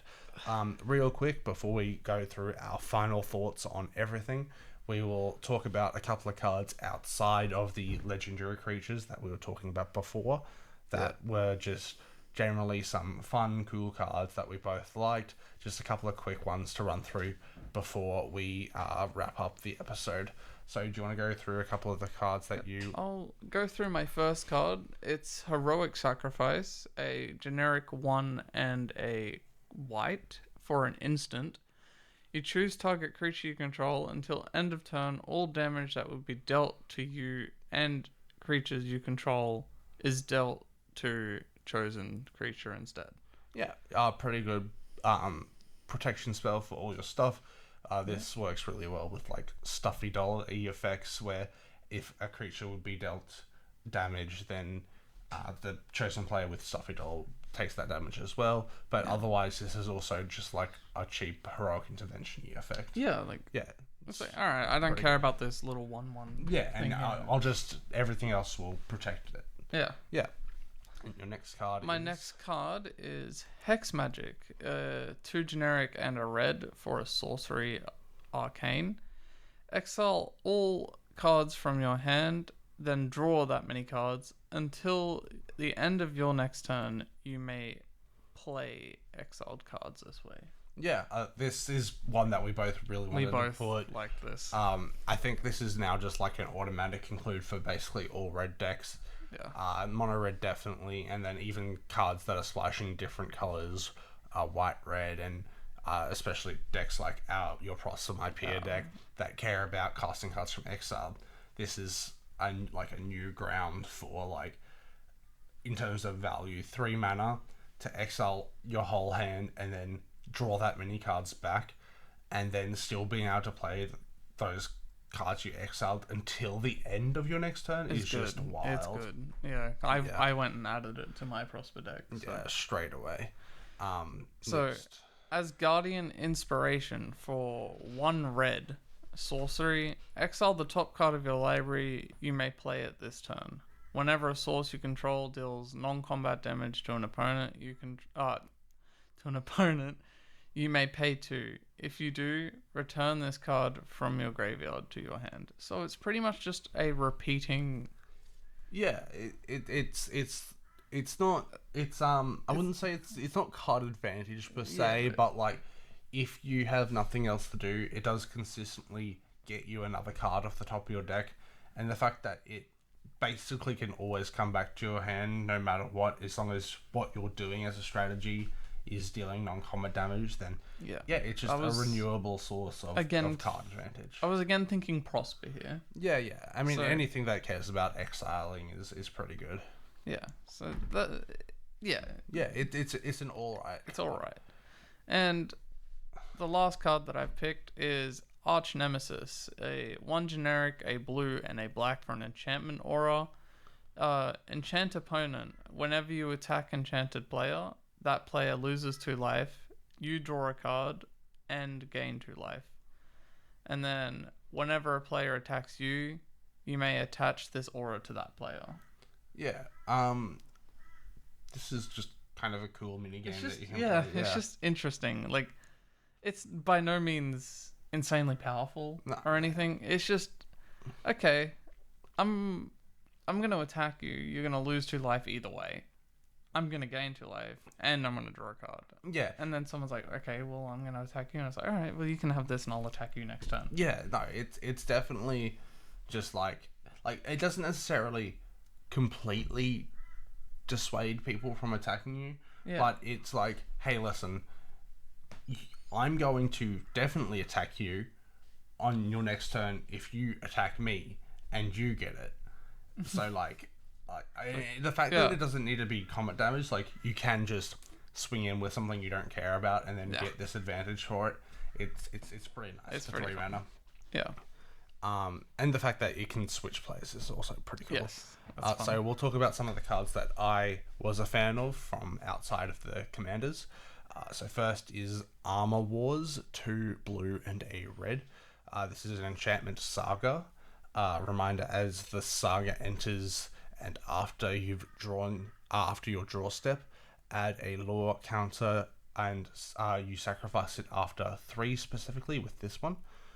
So the first lore counter for or the first saga step, is you may draw a card for each artifact you control. If you do, each opponent draws one card. And then the second one is artifact spells you cast this turn costs one less. And the third one is the saga deals X damage to target opponent, where X is the greatest mana value among artifacts you control. Clearly caring about artifacts. Yeah, definitely. And obviously, draw is always good. Yeah, I think the third one I don't really care about as much. First and second one. The first and second one are the main ones I care about. Yeah. Honestly, the second one isn't even that great. Like, it's cool to have for one turn, but you might not necessarily have all the many artifacts to cast. I mean, you have just drawn a bunch of cards. Yeah, so I mainly care about the first one just because for 4 mana, especially in a cheap artifact deck, this could draw you just a ton of cards. Oh yeah. Giving everyone else one card is not fantastic, but you're drawing like probably 4 or 5 cards from this, so like it's just generally a 5 really to good 3 draw. is not bad. Yeah, and then like the other 2 effects are just good. They're good. Yeah. Then we have invisible force field, so 1 and a white for an instant. Up to 4 target permanents you control gain indestructible until end of turn. It has rebound, so remind it for a rebound. If you cast this spell from your hand, exile it as it resolves. At the beginning of your next upkeep, you may cast this card from exile without paying its mana cost. Okay, so you essentially get 4 permanents that are protected. Yeah. And then at the beginning of your next turn, you can attack with them if you wanted. Yeah, They're not gonna basically. die. It's kind of like it's just like a worse heroic intervention, but in white, which is just giving your things indestructible is just like a good effect to have. Like if someone's trying to remove your things, you pay 2, you protect that and a couple of others. So like if someone does like point a destroy effect at your things, this will protect that, and then like if it's not just one thing, you can just choose some of your other creatures if you have more, and then they just become decent blockers for the turn. Yeah. Plus rebound is just good value. Yeah. Next we have crossover collaboration, 2 and a red for an instant with teamwork 2. So this is I think one of the first times we've talked about teamwork as an additional, at least in this episode, as an additional cost to cast this spell. You may tap any number of creatures you control with power 2 or more. And then the spell says exile the top 2 cards of your library until end of your next turn. You may play those cards. If this spell was cast using teamwork, you create a treasure.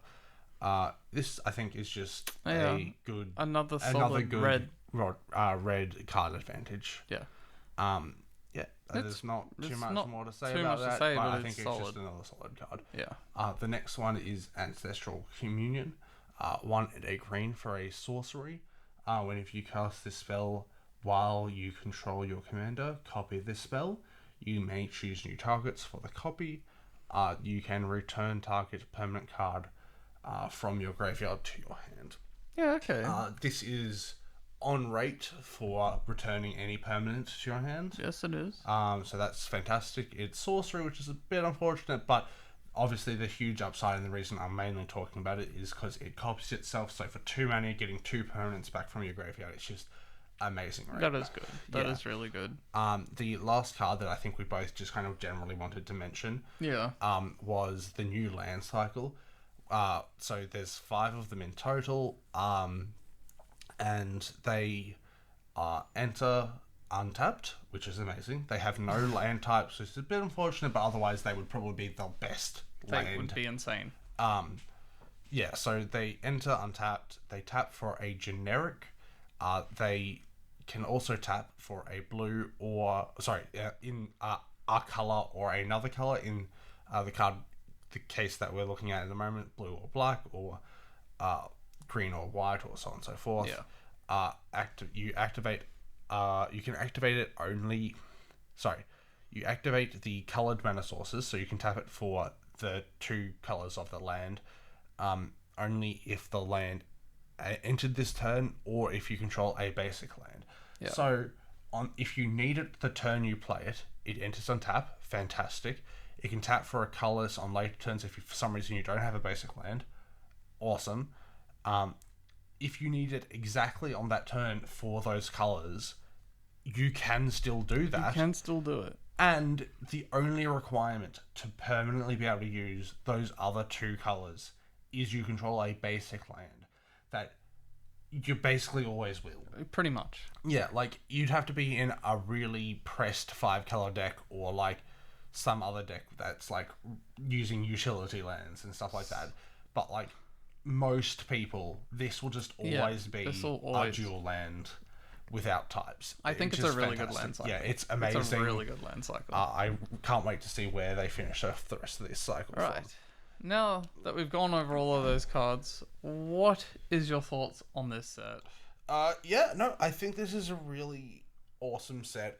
They've done some really cool things. Like, we didn't mention before, but they've also reprinted. So there was a secret lair a while ago for some of the Avengers. So like Iron Man, Storm, Wolverine, Black Panther, and Captain America. These are all really cool and really powerful cards, especially Storm and Iron Man. But they sold out. Did this typical secret lair thing and sold out in like instantly, and now the only place you can really get them is through scalpers, and they cost way too much money, as a lot of the secret lairs are suffering from at the moment. But they added them to the bonus sheet in this case, with different art, and yeah, they're here now, so you do at least have a chance to buy them. Not so much so on the secondary market. Yeah, okay. Or at least not scalped to high heaven on the secondary market through your local game store and stuff like that. Yeah, okay. But yeah, no, I think, although I think this set was overall, like, just, it suffers from the UB problems and of MCS, main character syndrome, that most of these UB sets do, which is the thing that I hate the most about these sets. Yeah. And I'm not a huge Marvel fan myself, but they've introduced so many awesome cards in this set, so it's hard to, like, stay annoyed at it. I think I agree mostly, because I personally despise how many legendaries there are in particular. But there are some cards that are genuinely just good. Especially for us, like, obviously as a person just playing and wanting to see all these cool new commanders, it's like a fantastic set. You get all these cool things, especially if you're a Marvel fan. These cards are amazing. But like again, we've said it so many times. It's 362 legendary creatures in this set. And a lot of them just didn't need to be. I was gonna say, I think that the biggest pain point is they're not from the actual set. They're from like so many different sets.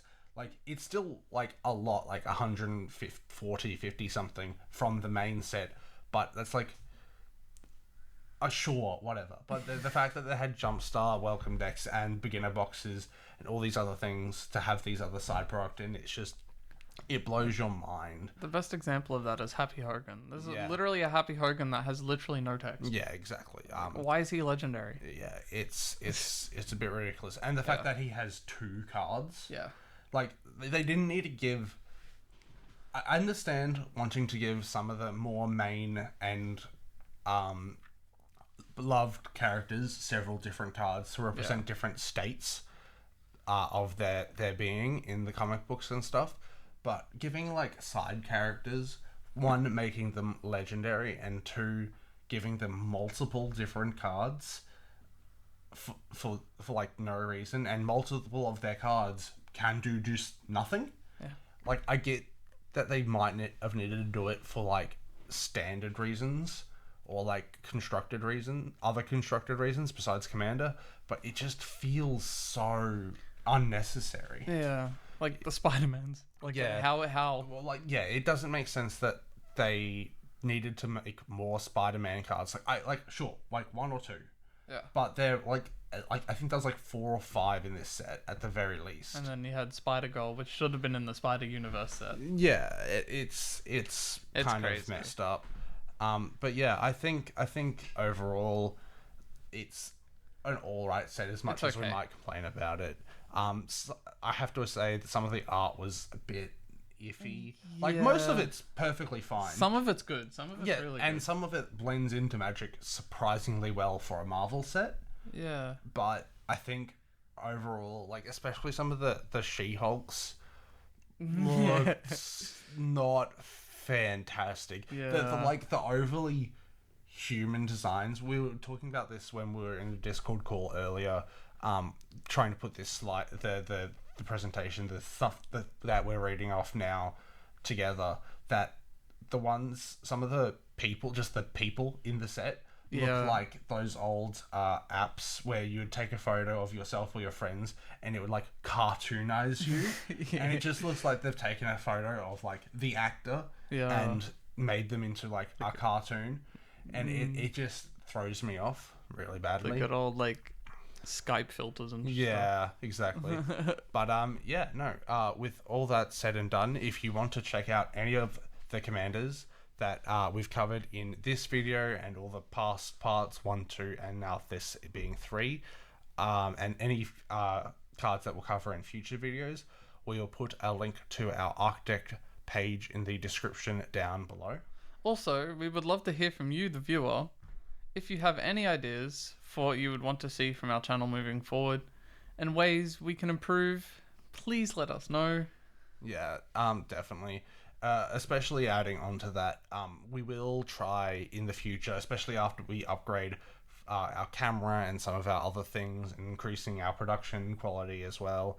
We'll try to start doing things slightly more than just the set episodes. This year specifically, we're probably just going to be covering the sets. We might do one at the end of the year or one towards the end that's like a bit different, just covering this whole year. But this being a 7-set year is a bit ridiculous, especially being for us being new content creators. Just keeping up with all this stuff. The crazy. Ultimately, we're just wanting to like share our opinion on this game that we like really like playing and enjoy. Hopefully inspire people to build some awesome decks and stuff that maybe you won't think about. Even if we are stating what we think is the obvious, it might not be obvious for you. That's why we also like hearing what other people build and watch other creators and do stuff like that. It's hard to hit all of these cards amongst all the flood of the product, especially UB that's been releasing recently. So yeah, it's kind of hard to keep up, especially with this set in specific. With Jumpstart, I know with previous Jumpstart sets, it's just like you would just randomly find a card and be like, I never knew that existed because it was in Jumpstart, and like, I don't know, maybe the store that you go to doesn't stock Jumpstart, you just don't know it exists. Maybe you're not chronically online like a lot of people are, and you just miss out on these things. And it might have been a commander that you really liked. That's the main reason we cover all these things. And real quick, before we say goodbye, I know we don't have that many people watching at the moment, but in a few weeks, I will be going to MagicCon Amsterdam.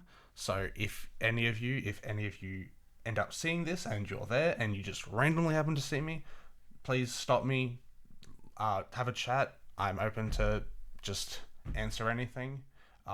Talk about anything. But yeah, thanks for watching, and until next time. Bye. Bye.